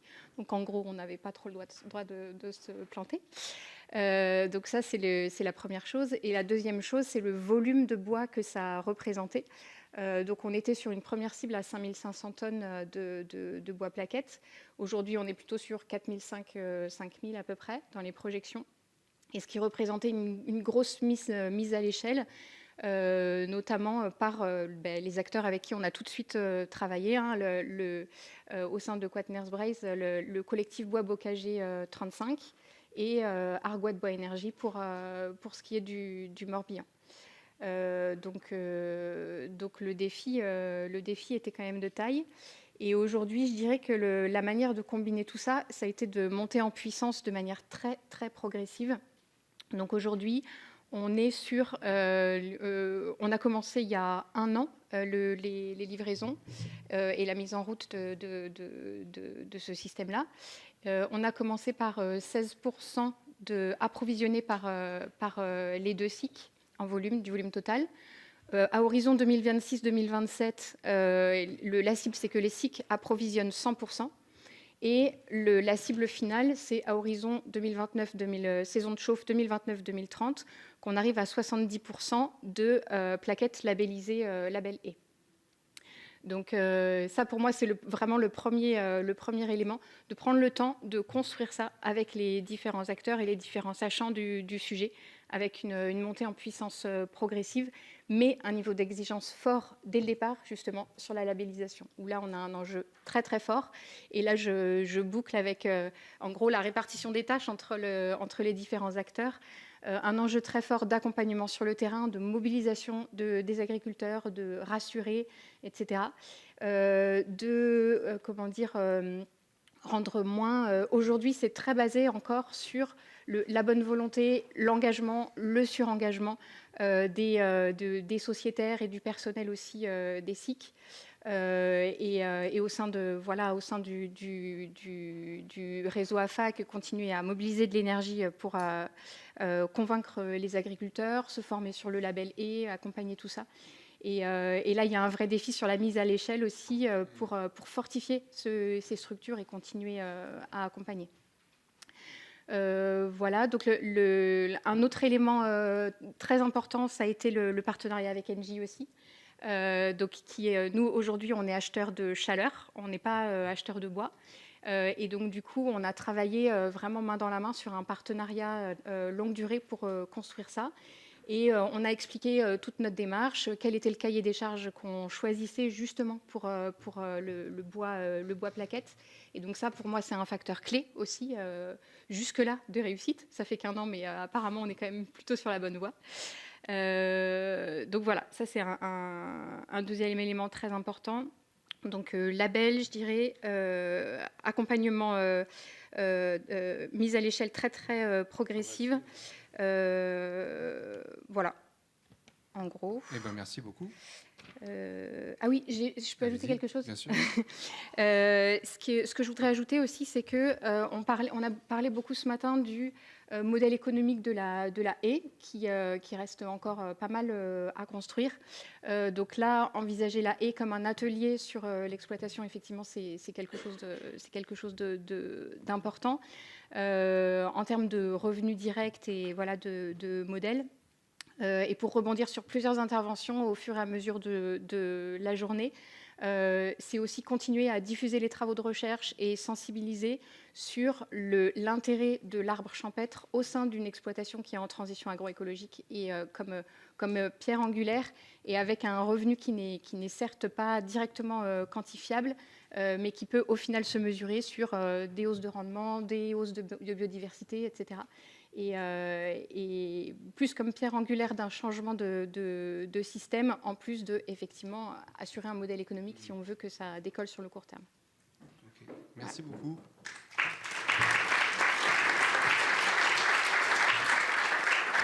Alors pour finir cette table ronde, je me tourne vers nos 2 élus de Saint-Éen qui donc, comme je l'indiquais tout à l'heure, sont au démarrage en fait d'une démarche telles que celles qui viennent d'être racontées. La question qu'on a envie de vous poser, c'est comment en fait vous avez pris conscience des enjeux liés à la haie, pourquoi vous avez eu envie de vous lancer là-dedans, et puis puisque vous êtes en train de démarrer, là maintenant, qu'est-ce que vous voyez comme point d'appui, comme opportunité à saisir, sur lequel vous pouvez déjà vous appuyer, et à l'inverse, qu'est-ce que vous identifiez déjà comme risque ou comme obstacle, comme crainte, quoi, voilà. Bien, donc effectivement, on en est au tout début, mais peut-être même avant le début, puisque on n'a encore pas fait vraiment des choses concrètes, mais on a pris conscience de la question de la haie, en tout cas quelques élus depuis longtemps, et j'insiste sur la durée nécessaire pour arriver à la prise en compte de la haie. C'est-à-dire qu'on a d'abord travaillé en 2014, quand on a été élu, sur un agenda 21, donc un programme global sur la commune, qui intégrait la forêt, mais qui ne parlait pas de la haie. Mais la forêt, le paysage, etc. Et puis ensuite, on a poursuivi des ateliers de concertation. J'accorde beaucoup d'importance à la concertation aussi, parce que c'est dans ces ateliers de concertation qu'un certain nombre d'habitants nous ont dit « mais les haies sont massacrées, elles disparaissent, elles sont massacrées au bord des routes, etc. » C'est la concertation qui a mis le sujet à l'agenda, quoi. On l'avait un petit peu en tête, mais quelques-uns d'entre nous, mais la concertation a renforcé cette question-là. On a vu que c'était une prise en compte, quelque chose qui choquait un certain nombre d'habitants, puisque les haies étaient non seulement pas entretenues, mais plutôt détruites. Alors d'une part par les agriculteurs, mais ça on en a déjà parlé là, et puis d'autre part par les services techniques avec les pareuses. Voilà, on en a beaucoup parlé, mais tout ce que je vais dire, on en a parlé effectivement, y compris les services techniques qui nous disent nous on met propre, quoi. C'est un mot qui est revenu plusieurs fois et qu'on entend chez nous, quand il faudrait faire autrement, mais non, comme ça c'est propre, quoi. Voilà, c'est complètement haché, mais c'est propre. Donc il a fallu du temps. On a abouti, c'était prévu dans l'agenda 21, à une charte de l'arbre qui a été adoptée l'été dernier. Et dans cette charte de l'arbre, la haie, et le label haie d'ailleurs, est intégré complètement comme étant des objectifs que la commune se donne. C'est pour ça qu'on en est au tout début, parce qu'on a fait quelques actions de sensibilisation depuis une dizaine d'années. On fait régulièrement un concours photo sur l'arbre et la haie dans le village. Donc après, ça donne lieu à une exposition. C'est de la sensibilisation, c'est de la pédagogie. On a fait un certain nombre de conférences débats, de films sur ces questions-là. Concrètement, il se passe des choses sur la commune quand même. Pas vraiment l'initiative de la commune aujourd'hui. On a quand même, alors ça fait partie des... Alors peut-être revenir d'abord sur les contraintes. La première contrainte qu'on a, c'est, je dirais, au sein de l'équipe municipale, arriver à convaincre l'ensemble des élus, et on peut le dire, le maire en particulier, qui qui, comme beaucoup de gens, comme nous aussi au départ, n'a pas forcément en tête tous les enjeux qu'il y a dans la prise en compte de la haie. Donc la première question, c'est comment sensibiliser les élus. On y arrive progressivement.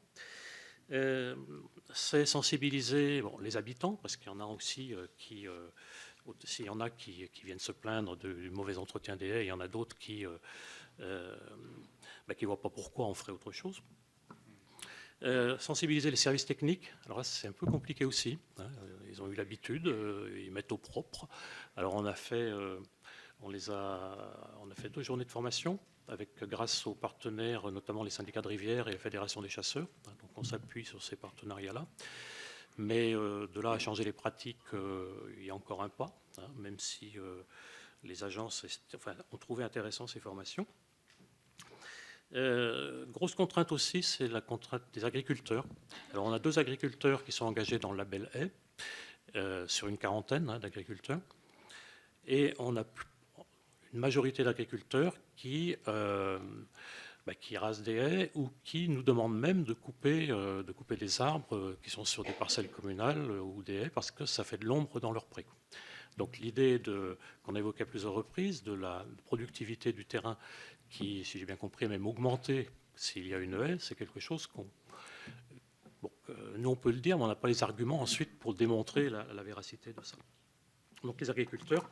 Et puis alors la question c'est comment on peut convaincre tous ces acteurs-là. Alors on y arrive progressivement. Et on a un certain nombre d'opportunités effectivement pour aller plus loin. Alors il y a donc ces 2 agriculteurs. Il y a un point important, c'est qu'on n'avait jamais abordé la haie comme une ressource énergétique. C'était plutôt une approche paysagère, environnementale.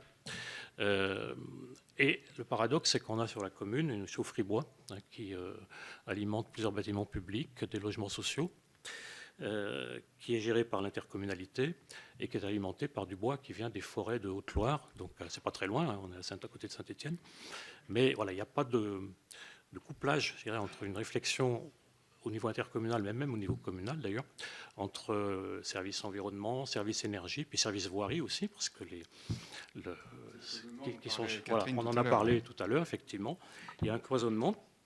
Donc on a une chaufferie, c'est un atout, hein, c'est quelque chose sur lequel on peut réfléchir, voir est-ce qu'on peut l'alimenter, on ne va pas l'alimenter complètement, si j'ai bien compris, c'est à peu près 30% chez vous, mais enfin y contribuer. Il y a, alors il y a deux derniers points. On est en cours d'élaboration du PLUI, dans lequel la haie et l'arbre n'étaient pas vraiment pris en compte. Comme on a 53 communes, c'est compliqué. Donc on fait partie des quelques communes qui poussent pour intégrer pleinement l'arbre et la haie dans le PLUI. Et puis, un dernier point, et je pense qu'on va essayer de le faire assez vite. La commune a la chance d'avoir 2 ou 3 terrains agricoles en propriété privée de la commune, et sur lesquels on pourrait faire des expérimentations de haies. Là, on maîtrise complètement. On ne peut pas aller le faire chez les agriculteurs qui n'en sont pas forcément volontaires. Mais là, on peut faire une expérimentation sur un terrain qui doit faire 3 hectares, qui aujourd'hui n'est pas entouré de haies. Donc voilà, on a des... Et en termes de perspective dans le temps, vous donnez combien de temps pour mettre tout ça sur pied? On a vu que c'était progressif. Oui, chez nous, c'est très progressif. Puisque... C'est-à-dire, si on ne s'en est pas occupé avant, c'est aussi parce qu'il y avait beaucoup de choses à faire. On avait un agenda 21 qui était très complet. On a pratiquement rempli tous nos objectifs, sauf sur ce point-là. Là, on va s'y atteler. Première chose, c'est quand même d'arriver à convaincre notre conseil municipal. Donc, on n'est pas que 2 à être convaincus, on est un petit peu plus nombreux. C'est une minorité agissante. Oui, voilà. Puis on sera convaincant. Mais je pense que l'expérimentation dont je parlais, il faut qu'on l'engage, je dirais, dans l'année qui vient, quoi. Okay. On a la maîtrise foncière, donc après, c'est pas compliqué. Il faut trouver alors on va me dire, il faut trouver le financement, et puis ça va être compliqué. Voilà. Il faut passer toutes ces barrières-là, mais on va au moins commencer ça rapidement. Les deux manques qu'on a, qu'on voit un petit peu dans ce que j'ai dit, je pense, c'est les capacités pédagogiques, comment aller, pour aller parler aux différents partenaires, enfin à l'agriculteur notamment, puis à habitants. On peut dire des choses, mais on n'a pas les arguments derrière pour vraiment être entendu. Et puis, avec les agents aussi. Et puis le temps. Parce que c'est beaucoup de temps que quelqu'un a dit, je ne sais plus, qu'il y a eu beaucoup de rencontres, je crois que c'est vous, beaucoup de rencontres avec les habitants, beaucoup de réunions publiques, des rencontres individuelles. Voilà, il faut aller sur le terrain, il faut rencontrer les gens. C'est beaucoup de temps. Et voilà, il faut qu'on le trouve. Merci beaucoup. Voilà. Merci. Alors, maintenant, c'est à votre tour de poser des questions, de réagir. Monsieur, présentez-vous. Jean-François Le Signe, donc coordonnateur des activités du Club des infrastructures linéaires et de la biodiversité. Ceci dit, ma question, elle n'est pas forcément complètement liée à cette activité-là, mais j'entends beaucoup dans les raisonnements, finalement, des propriétaires exploitants. Or, il y a quand même une partie des terres qui n'appartiennent pas aux exploitants. Et dans les baux que je connais, en fait, c'est le propriétaire qui reste propriétaire de la haie et du bois qui est dessus. L'exploitant agricole qui est juste à côté, il a le droit de l'entretenir sur les côtés de mémoire, mais il n'a pas le droit de récolter le bois. Donc, c'est-à-dire qu'il a une charge de travail, mais il n'en a pas le fruit financier. Dans les systèmes que je connaissais enfant, il y avait un partage, c'est l'exploitant agricole qui coupait le bois, et il donnait la moitié du bois au propriétaire, et il gardait la moitié du bois pour lui, pour son travail. Donc même si aujourd'hui, je crois que c'est passé à 1/3, 2/3, il y a quand même un partage. Et donc dans tout ce que j'ai entendu, ça m'intéresserait de savoir comment on organise cette relation avec le propriétaire qui a son mot à dire, ou dans l'autre sens, comment l'agriculteur, quand le propriétaire a envie de replanter une haie sur son terrain, comment il peut le faire dans le cadre de son bail agricole. Vous voyez le problème. Voilà. Très bien. Est-ce qu'il y a d'autres questions? Oui, monsieur. Bonjour. Mathias Najar, je suis le président de Melia, une jeune start-up qui vise à produire des granulés à partir de bois bocagé. Justement, un peu dans l'esprit de ce qu'on dit aujourd'hui, d'aider à structurer cette filière pour dynamiser le gisement et participer à ce chantier de gestion durable des haies et de replantation des haies. Donc déjà, merci pour l'organisation de ce colloque, parce que c'est effectivement super intéressant pour la qualité des interventions. Ma question, elle est plutôt à destination des organismes type ADEME, voire AFAC, je ne sais pas trop. Je voulais savoir s'il existait dans les cartons un plan, alors peut-être d'ailleurs que c'est déjà sorti et que je l'ai loupé dans les différents rapports que j'ai lus, mais spécifique au bois bocagé au sens qui donne une trajectoire d'ici à 2050 par exemple. Quelle est la ressource qu'on peut espérer en termes de bois bocagé avec différents scénarios de replantation plus ou moins agressive de bois, mais surtout vers quels usages on flèche ces ressources. Parce qu'on sait qu'on vit dans un pays où on a des besoins croissants en bois x2 à x3 d'ici à 2050, d'après justement les rapports de l'ADEME.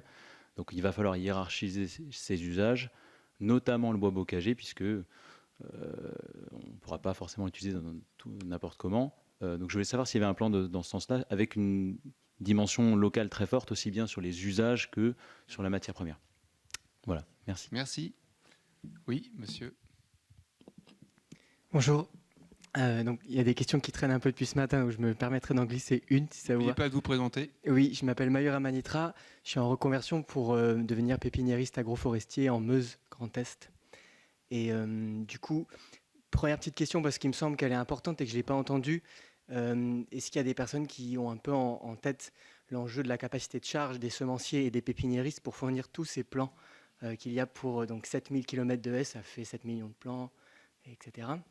Donc, voir est-ce qu'il y a des politiques publiques là-dessus, peut-être par rapport aux élus, aux agents qu'il y avait ce matin.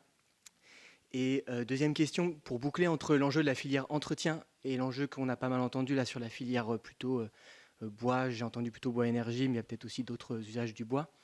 Est-ce qu'il y a déjà des modèles qui existent, notamment sur le modèle par exemple des affouages, donc de l'exploitation du bois par des citoyens dans des communes forestières? Est-ce qu'il y a aussi un modèle d'affouage à trouver sur les haies, par exemple, où les citoyens iraient directement entretenir en gros une haie d'agriculteur? Est-ce que ça pose certaines problématiques?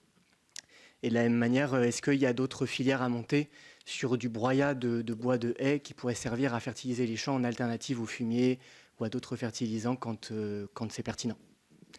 Merci. Merci beaucoup. Alors, je propose qu'on réponde déjà à ces 3 questions et puis on prendra un deuxième train de questions juste après, parce que sinon on va oublier au fur et à mesure. Alors, donc là, il y avait des questions assez différentes. Il y a ce distinguo entre exploitant et propriétaire qui a certainement des implications dans les négociations et les accompagnements que vous mettez en place avec les exploitations. Donc là, c'est une première question. Je ne sais pas qui peut y répondre du mieux. Catherine ? Ok, vas-y, Catherine. Tu voulais que tu Oui, récapitules je pense les questions. ouais. Effectivement, cette question des baux ruraux, elle est centrale quand on commence à donner de la valeur aux haies. Léo aurait pu le dire ce matin, mais autrefois, les haies, elles étaient centrales dans les baux. Enfin, moi, j'ai des anciens baux, parce que j'habite en Bretagne, et j'habite sur une ancienne exploitation. J'ai les baux de mon exploitation. Et en fait, la moitié du bail, on parle de la haie. Et quasi, je pourrais prendre le label et le mettre dans le bail. C'est à peu près la même chose. Hein. On garde les arbres d'avenir. On n'a pas le droit d'élaguer plus que tant par an. Enfin, c'était très précis. Donc ça veut dire qu'il y avait cette valeur. Et cette valeur a été maîtrisée par le bail. Et c'est ce qui fait qu'on avait des règles de droit d'entretien, comme vous venez de le rappeler. Ils avaient le droit d'élaguer, on avait le droit d'utiliser les petits bois, mais on n'avait pas le droit de prélever les gros bois qui étaient aux propriétaires. Ça, c'est quelque chose d'ailleurs qui reste dans le sens commun. Tout le monde, les agriculteurs savent qu'ils n'ont pas le droit de prélever les gros bois, mais qu'ils ont le droit de prélever les petits. C'est pour ça qu'en bois énergie, on fait beaucoup de taillis ou de tétards. Et c'est pour ça qu'on a fait du tétard d'ailleurs et de la ragosse. Hein. C'est qu'on gardait le tronc et on démultipliait le volume de bois sur une toute petite surface. C'était lié à ces usages. Donc aujourd'hui, pendant 70 ans, on a oublié la haie, donc elle n'est même plus dans les baux, on ne sait même plus qui est propriétaire de quoi, qui est locataire de quoi. En fait, quand les agriculteurs, des fois, ils ne savent même plus à qui est la haie. Et quand on dit chacun entretient son côté, c'est mitoyen, en réalité, ce n'est pas une vraie mitoyenneté. C'est parce que quand autrefois la valeur du bois était donnée, ils savaient bien à qui était la haie, parce que, voilà, ça avait des... Quand je rappelais à midi que quand on vendait des fagots de bois à Rennes, on gagnait plus d'argent avec les fagots de bois qu'avec le blé à une époque. Donc c'était vraiment une grosse valeur. Donc oubli, on ne sait plus dans les baux. Et aujourd'hui, ça va redevenir un enjeu. Cette question du lien dans les baux entre propriétaires et locataires, il va falloir retravailler dessus. Cette question, elle va être centrale parce qu'on commence à entendre des propriétaires de dire « mais l'arbre, il est à moi, donc le carbone, il est à moi ». La gestion, l'agriculteur, il dit « moi, j'ai planté des arbres, je voudrais bien, quand je sors de l'exploitation, retrouver la part de capital que j'ai apportée à la valeur de la parcelle ». Donc toutes ces questions-là, il va falloir les mettre sur la table parce que c'est la durabilité de l'arbre dans le temps. Et je pense qu'on a un gros travail sur ces questions-là. Donc nous, on s'y attelle avec Terre de Liens. Et on aura plusieurs modèles. Je pense qu'il n'y en aura pas qu'un. Il y aura les propriétaires qui voudront garder la valeur. Il y aura des propriétaires qui laisseront à l'agriculteur. Il y aura des mixités. On a même des propriétaires qui commencent à louer séparément. Enfin, on a plein de modèles qui commencent à sortir. Merci. Alors, deuxième question, elle était plutôt adressée à l'ADEME, si j'ai bien compris, mais c'était sur est-ce qu'il existe une planification sur cette filière bois-bocage? Est-ce qu'elle flèche certains usages? Je rajouterais volontiers à cette question, faut-il une telle planification? Là-dessus, d'ailleurs, la question s'adresse à tout le monde et je serais ravi en tant qu'animateur que tout le monde ne soit pas d'accord. Faut-il une planification et à quelle échelle? Alors, il y a, on l'a dit, l'enjeu biomasse, c'est vrai qu'il y a, pour l'ADEME, c'est important. On a des besoins qui se démultiplient, on l'a dit tout à l'heure. Donc sur la planification, il y a des choses qui sont faites sur la forêt et c'est déjà compliqué là-bas. Donc l'ADEME finance des organismes de recherche pour le faire. Je pense que Barbara, qui est dans la salle, parlera aussi tout à l'heure, interviendra peut-être pour dire ce que l'ADEME finance aussi avec l'IGN, mais il y a aussi avec la fac où on travaille à financer de la production de données. Aujourd'hui, la connaissance exactement sur ce qu'on a, on peut l'avoir. Derrière, sur les volumes, la connaissance à avoir sur comment on pourra faire évoluer la biomasse qui va être récoltée, c'est une donnée qui est encore absente, je dirais, et qu'il nous faut pouvoir produire. Mais après, on a des outils. Alors, il y a un truc dont ça me permet de faire le lien aussi, parce qu'il y a des outils dont on n'a pas parlé, c'est que la structuration, il faudra qu'elle se fasse à différentes échelles, et que ces différentes échelles, elles puissent aussi parler. On le voit bien dans les acteurs. Hein, il y a un groupement d'acteurs, mais il faut que il y a différentes échelles. Il va falloir que les énergéticiens puissent parler au niveau national avec des producteurs de bois au niveau de la collectivité, de la région, du département. Enfin, voilà, il y a différents niveaux d'échelle et donc différents niveaux de production de données qu'il va falloir aussi. Et il y a quand même un outil qu'on utilise, alors qui n'est pas parfait certes, mais tu vas peut-être en parler mieux que moi, c'est les cellules biomasse que l'ADEME utilise en tout cas. Oui, alors cellules biomasse, c'est un outil. En gros, c'est l'ADEME. Elles sont composées de l'ADEME, de la DRAV, de l'ADREAL et du SGAR, donc représentant de la préfecture. Et les cellules biomasse, elles vont valider les plans d'approvisionnement biomasse à l'échelle régionale et donner des avis positifs ou négatifs. Enfin, c'est plutôt le préfet qui donne un avis positif ou négatif en fonction de l'analyse technique des membres de la cellule biomasse pour permettre au projet de se faire ou pas. Pour parler de planification, aujourd'hui, pour parler franchement, quand on regarde un peu les chiffres en Normandie, sur les 170 000 km de haies, il y en a 2000 km qui sont exploités, pas forcément durablement. Donc, notre point de vue, c'est plutôt d'aller inciter dans les territoires du Grand Ouest, donc normand, où il y a un enjeu bocager fort, à ce que des énergéticiens aillent substituer de la plaquette forestière par de la plaquette bocagère labellisée label haie.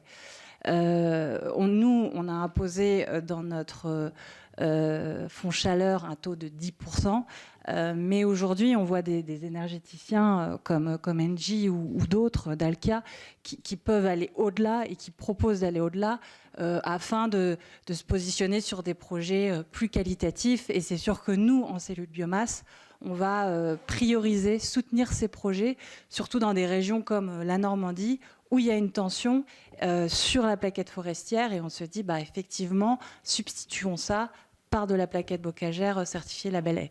Après, de savoir s'il y a une planification ou pas, aujourd'hui, je ne peux pas trop me positionner, mais pour vous dire qu'il y a quand même des garde-fous et des messages et des discours qui sont passés à l'échelle régionale.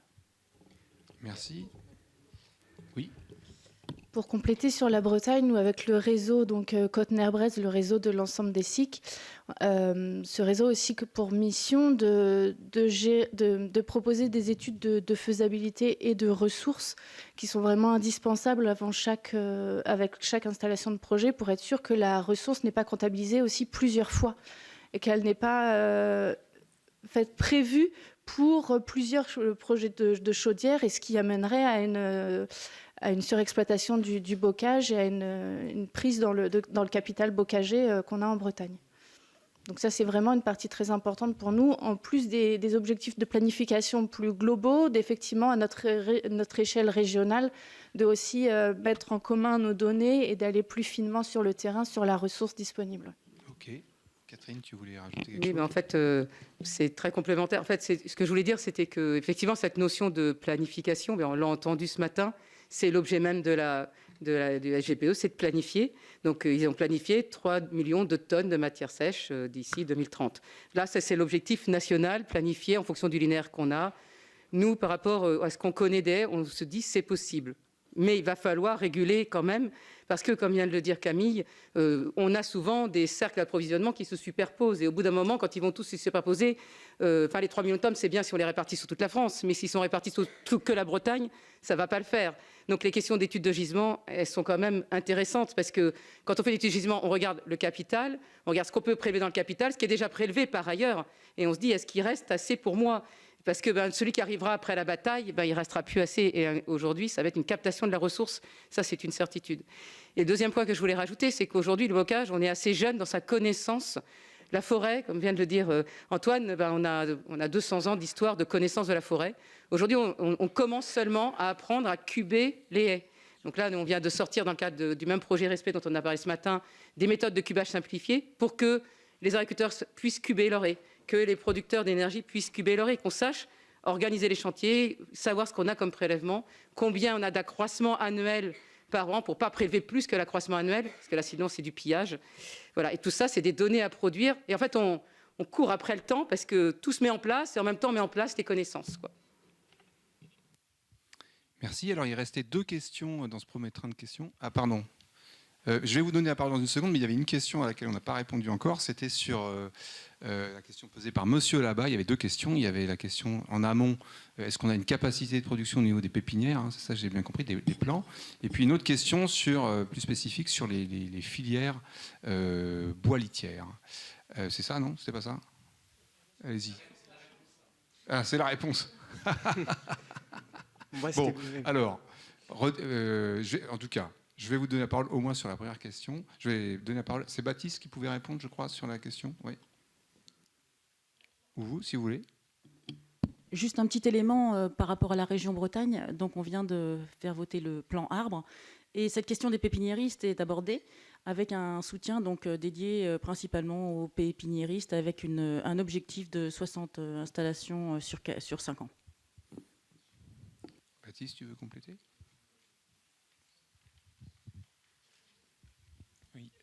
Baptiste Sanson, réseau AFAC aussi. On pourrait faire en fait le pendant du colloque d'aujourd'hui juste sur les filières amont. À la FAC, on travaille vraiment cette vision de l'arbre depuis la graine, toutes les filières de production de plants, la plantation, la régénération, et puis après tout ce dont on parle aujourd'hui. Donc oui, il y a exactement les mêmes enjeux en fait, de structuration de toute une filière, de planification, de trajectoire, de montée en compétences. Donc on le travaille, et juste 2 éléments qui peuvent rassurer en termes de disponibilité des plants. Donc nous, on défend la filière de qualité avec les plants végétales locales. On vient de faire une petite évaluation là qu'on a fait remonter au ministère. On a une disponibilité de plants pour cette saison de production de 5 500 000 plants. Donc en fait, si on devait planter du plant végétal local 100%, on pourrait presque le faire. Alors avec un petit delta qu'il y a une part de ces plants qui part sur des chantiers d'aménagement paysager ou sur des grands chantiers d'infrastructure, mais la filière elle est prête. Et puis deuxième élément important, il va y avoir des aides à l'investissement. Il y avait des aides à l'investissement pour les pépinières forestières avec un appel à projet graines et plants. Et la FAC, là, échange beaucoup avec le ministère, a défendu le fait que cet appel à projet soit ouvert aux pépinières agroforestières sur critères de pépinières bénéficiaires végétales locales. Et donc, c'est en cours de discussion sur tous les critères d'éligibilité, mais ça va être une enveloppe conséquente qui va vraiment aider toutes ces pépinières à se moderniser. Si je peux juste rebondir sur... Qui rebondit? Allez-y. Juste parce que c'est une vraie bonne question et c'est intéressant votre retour, c'est qu'il y a un vrai enjeu sur la production de plants. Parce que du coup, vous l'aurez deviné, je travaille aussi sur la forêt et on a des gros problèmes d'approvisionnement en plants forestiers. Vraiment, en termes de nombre de plants, on est vraiment en crise. Donc c'est un vrai enjeu de structurer la filière à ce niveau-là et surtout d'obtenir suffisamment de graines. Donc là, c'est là où quelque part Végétal Local peut répondre. Mais ce que nous disent les pépiniéristes, en tout cas au niveau forestier, c'est qu'on a du mal à obtenir suffisamment de graines. Là, par exemple, pour donner un exemple, sur les 3/4 des provenances de chênes, cette année, année 2024, les forestiers n'auront pas de chênes à planter. Parce qu'il n'y a pas suffisamment de glands cette année à récolter. Ok, alors il reste la question que je n'ai pas bien compris tout en anticipant la réponse. Je ne sais pas comment j'ai fait. Allez-y, Emmanuel. Ouais, on peut répondre, Camille et moi, en fait. Hein. Tu vas me compléter.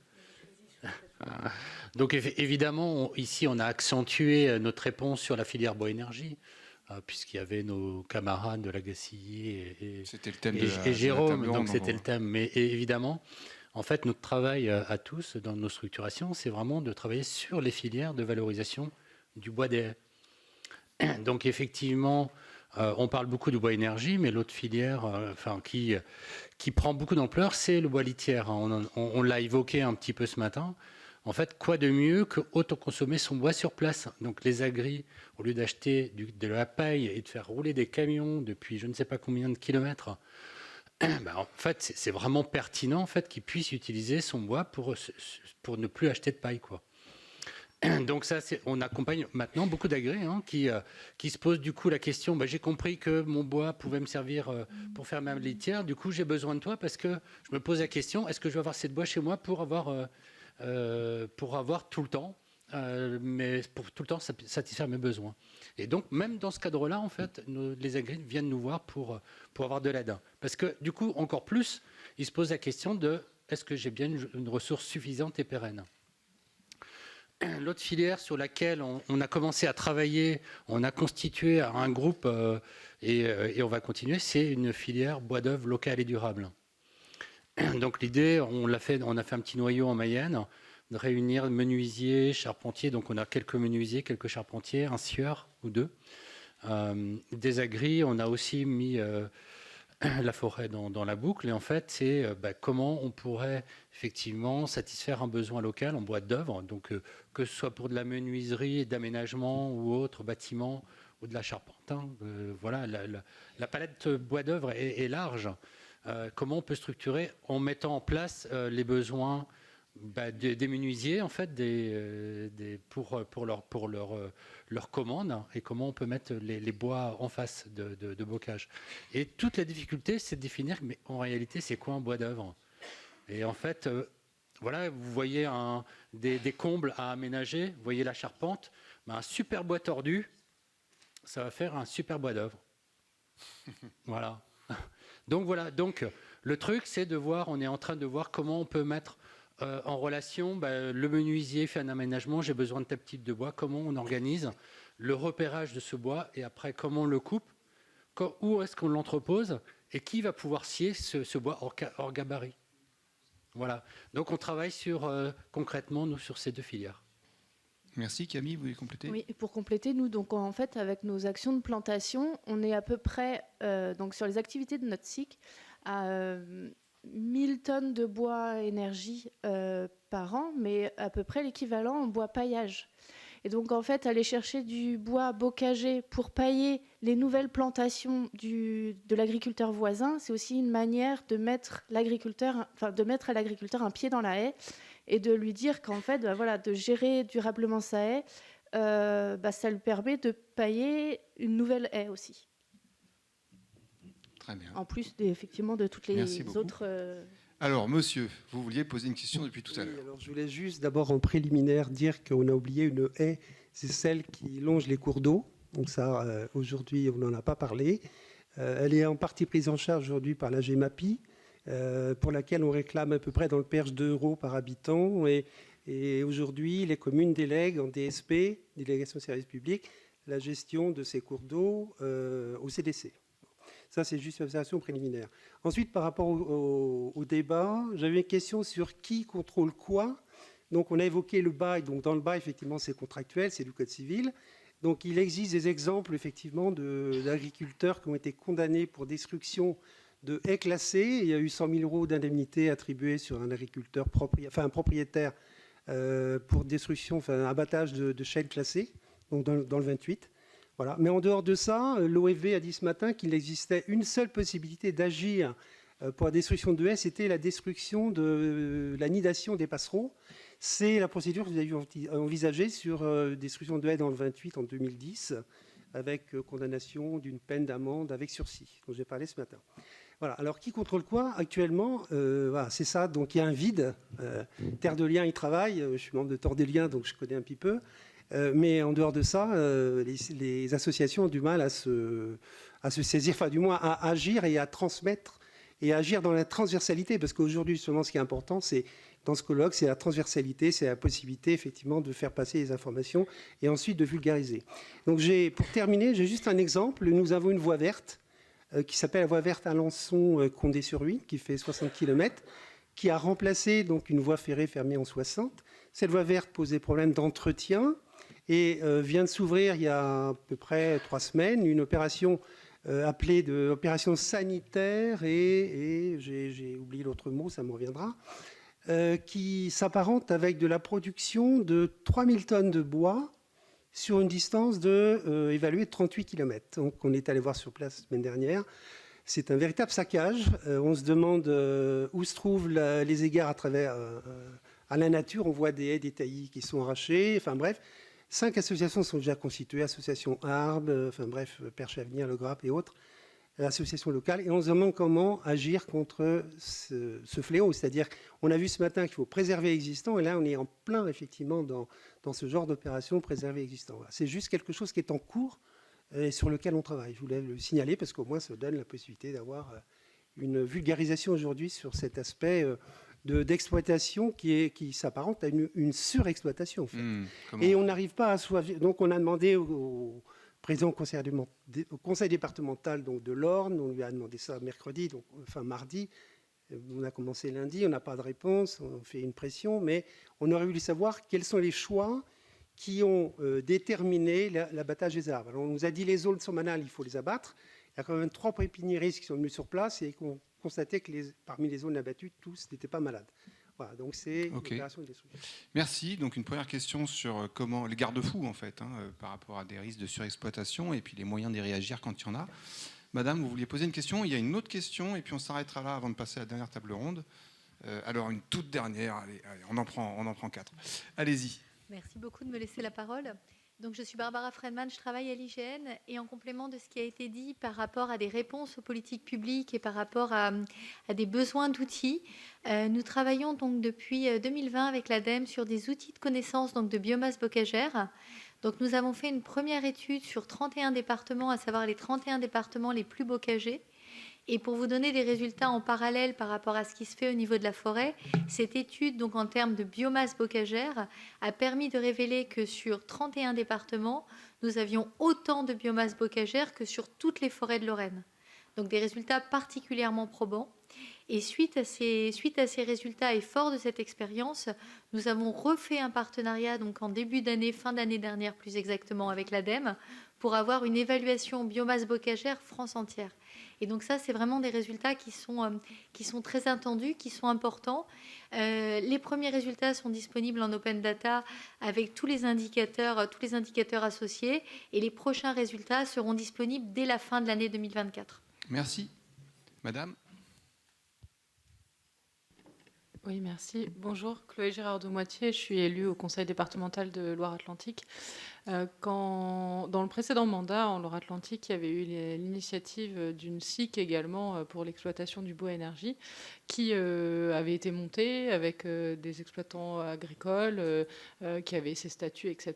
Et en fait, au dernier moment, elle n'a pas pu aboutir puisqu'il y a eu un problème sur l'achat par les collectivités de la biomasse énergie pour des questions de tarifs. Donc moi, je n'étais pas élue à ce moment-là, mais je sais qu'il y a eu cette situation, ce qui est dommage, puisque je pense que je serais aujourd'hui content d'avoir un tel outil sur le territoire.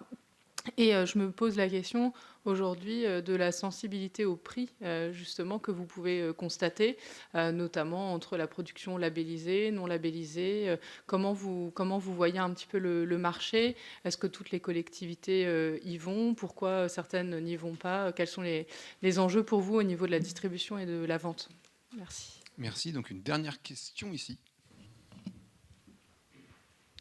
Oui, Frédéric Longhaven à la DDTM du Calvados. J'avais juste une question sur la valorisation du petit branchage, parce qu'effectivement, on parle beaucoup de la valorisation du bois, mais c'est des fois une question. Alors, je ne sais pas s'il y a des retours d'expérience sur parce que c'est des matériaux un peu techniques, un peu spécifiques, parce que malheureusement, c'est une ressource qui est souvent brûlée dans les champs.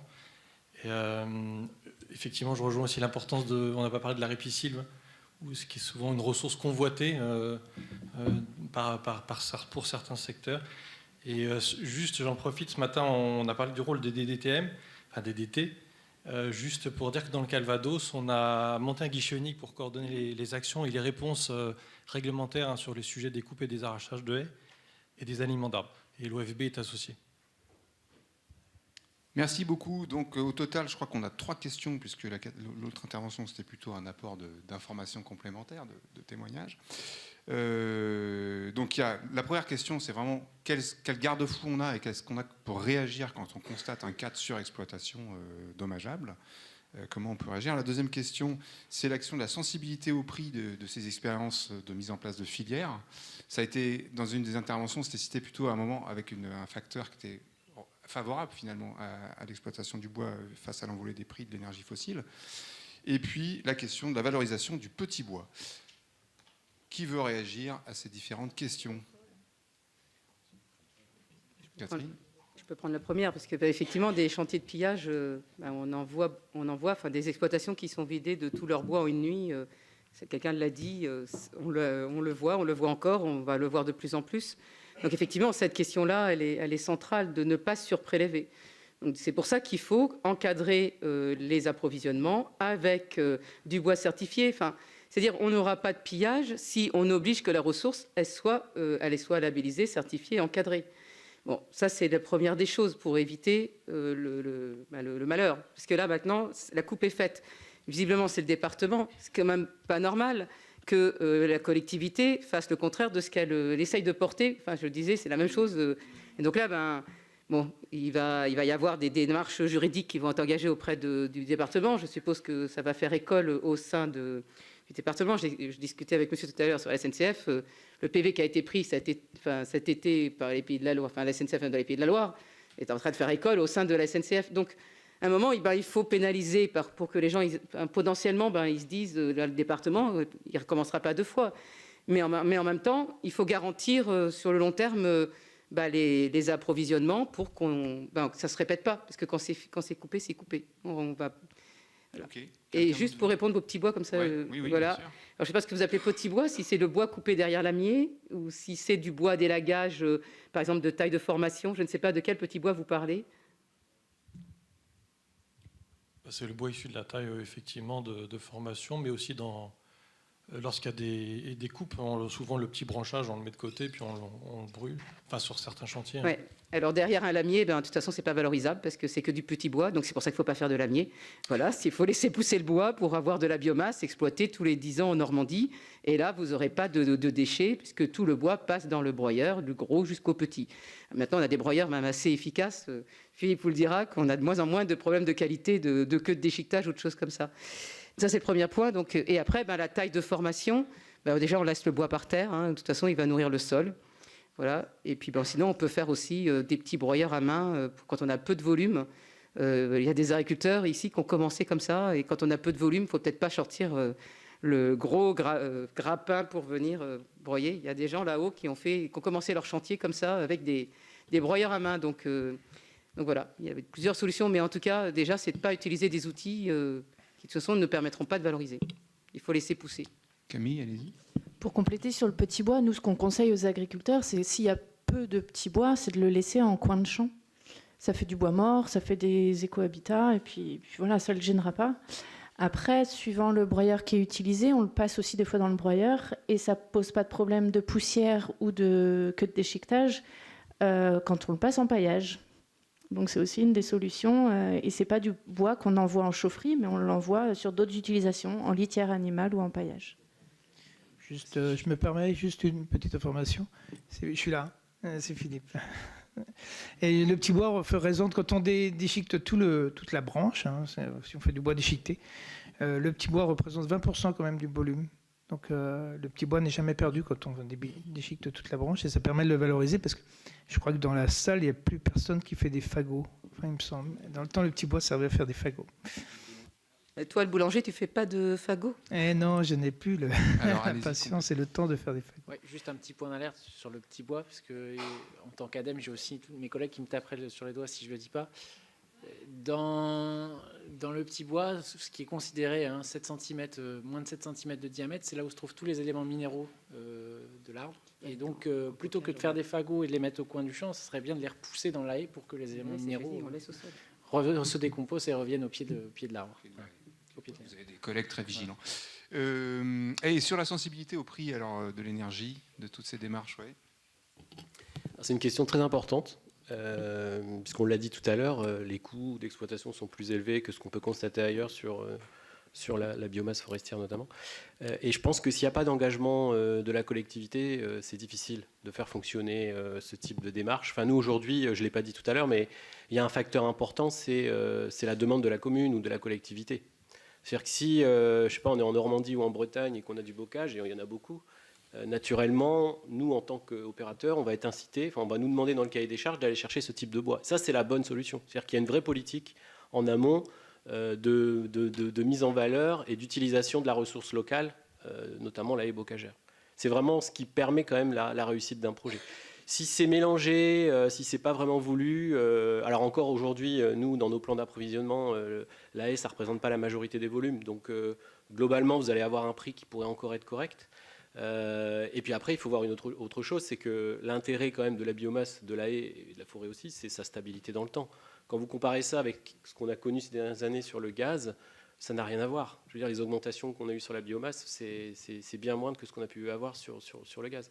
Donc il faut aussi se projeter un peu plus loin en se disant, certes, ça va peut-être me coûter un peu plus cher, mais ça reste quand même l'énergie la moins chère au final par rapport aux autres énergies, la biomasse. Même si je vais mettre un petit peu de haies qui coûtera un petit peu plus cher que la biomasse forestière. Je pense que le raisonnement, il ne doit pas être qu'économique en fait. Je veux bien rajouter un mot. Allez-y. Non, je vous remercie de cette remarque. Alors, la SIC, dans le 44, en fait, a réellement existé, créée en 2012, dépôt de bilan en 2015. Pour en reparler après. En fait, je fais souvent des interventions près de collectivités, donc ils m'entendent parler longuement sur l'intérêt de la haie, donc toute la discussion qu'on a eue au cours de la journée, quoi. Puis ils me disent, ouais, c'est très bien, très bien. Et puis à la fin de la journée, ils me disent, oui, mais à quel prix tout ça? Et ce que je leur réponds, j'ai dit, mais vous m'avez écouté dans la journée? Enfin, voilà, en toute amitié. En fait, si vous me posez cette question-là, c'est que vous n'avez pas compris que lorsque vous achetez du bois labellisé label haie, du bois bocage, vous n'achetez pas que de la chaleur, vous n'achetez pas que des PCI, vous achetez la biodive, tu l'as dit tout à l'heure en intro. En fait, on achète du territoire, on achète l'eau, on achète tout. Et en fait, je dis, mais commencez par réfléchir dans vos services à enlever vos silos de financement, un jeunesse, un eau, un énergie qui est déconnecté du reste. Vous avez l'occasion, vous êtes capable de mettre c'est un maire qui me disait ça, un maire de Gauron, qui me disait, on est capable de dépenser 1 million, là, je ne sais plus leur chiffre, c'était 1 500 000 ou près de 2 millions d'euros pour une station d'assainissement. Il me dit, on n'est pas fichu de mettre 100 000 euros pour entourer tout mettre des haies partout, quoi. Voilà. Donc, tout ça pour dire que, effectivement, c'est pas un reproche que je fais aux collectivités, parce que si elles ne se rendent pas compte ce que c'est la gestion, ce que c'est vraiment une haie, ce que c'est la gestion pérenne, là, on a fait des beaux discours aujourd'hui. Ce qu'il aurait fallu, c'est les faire au pied des haies. Jérôme, tu vois ce que je veux dire? Lorraine, Antoine, c'est d'être auprès des haies et tenir ces discours de visu. Et donc, en fait, quand j'arrive à emmener les élus au pied de la haie, généralement, à la fin de la journée, ils ne me posent pas la question de prix. Parce que, évidemment, le prix est plus cher. C'est évident. Je vous l'ai dit, on forme les agris. On fait de l'épicerie parce qu'il ne faut pas surprélever, etc. Je veux pas remettre. Donc c'est normal que notre bois est plus cher, quoi. Après, plus cher que les autres bois, parce que ce que vous disiez, c'est que les autres le bois énergie reste. Oui, mais absolument que les autres bois. Même si effectivement, c'est important de le dire, c'est pas au client de tout payer ce coût.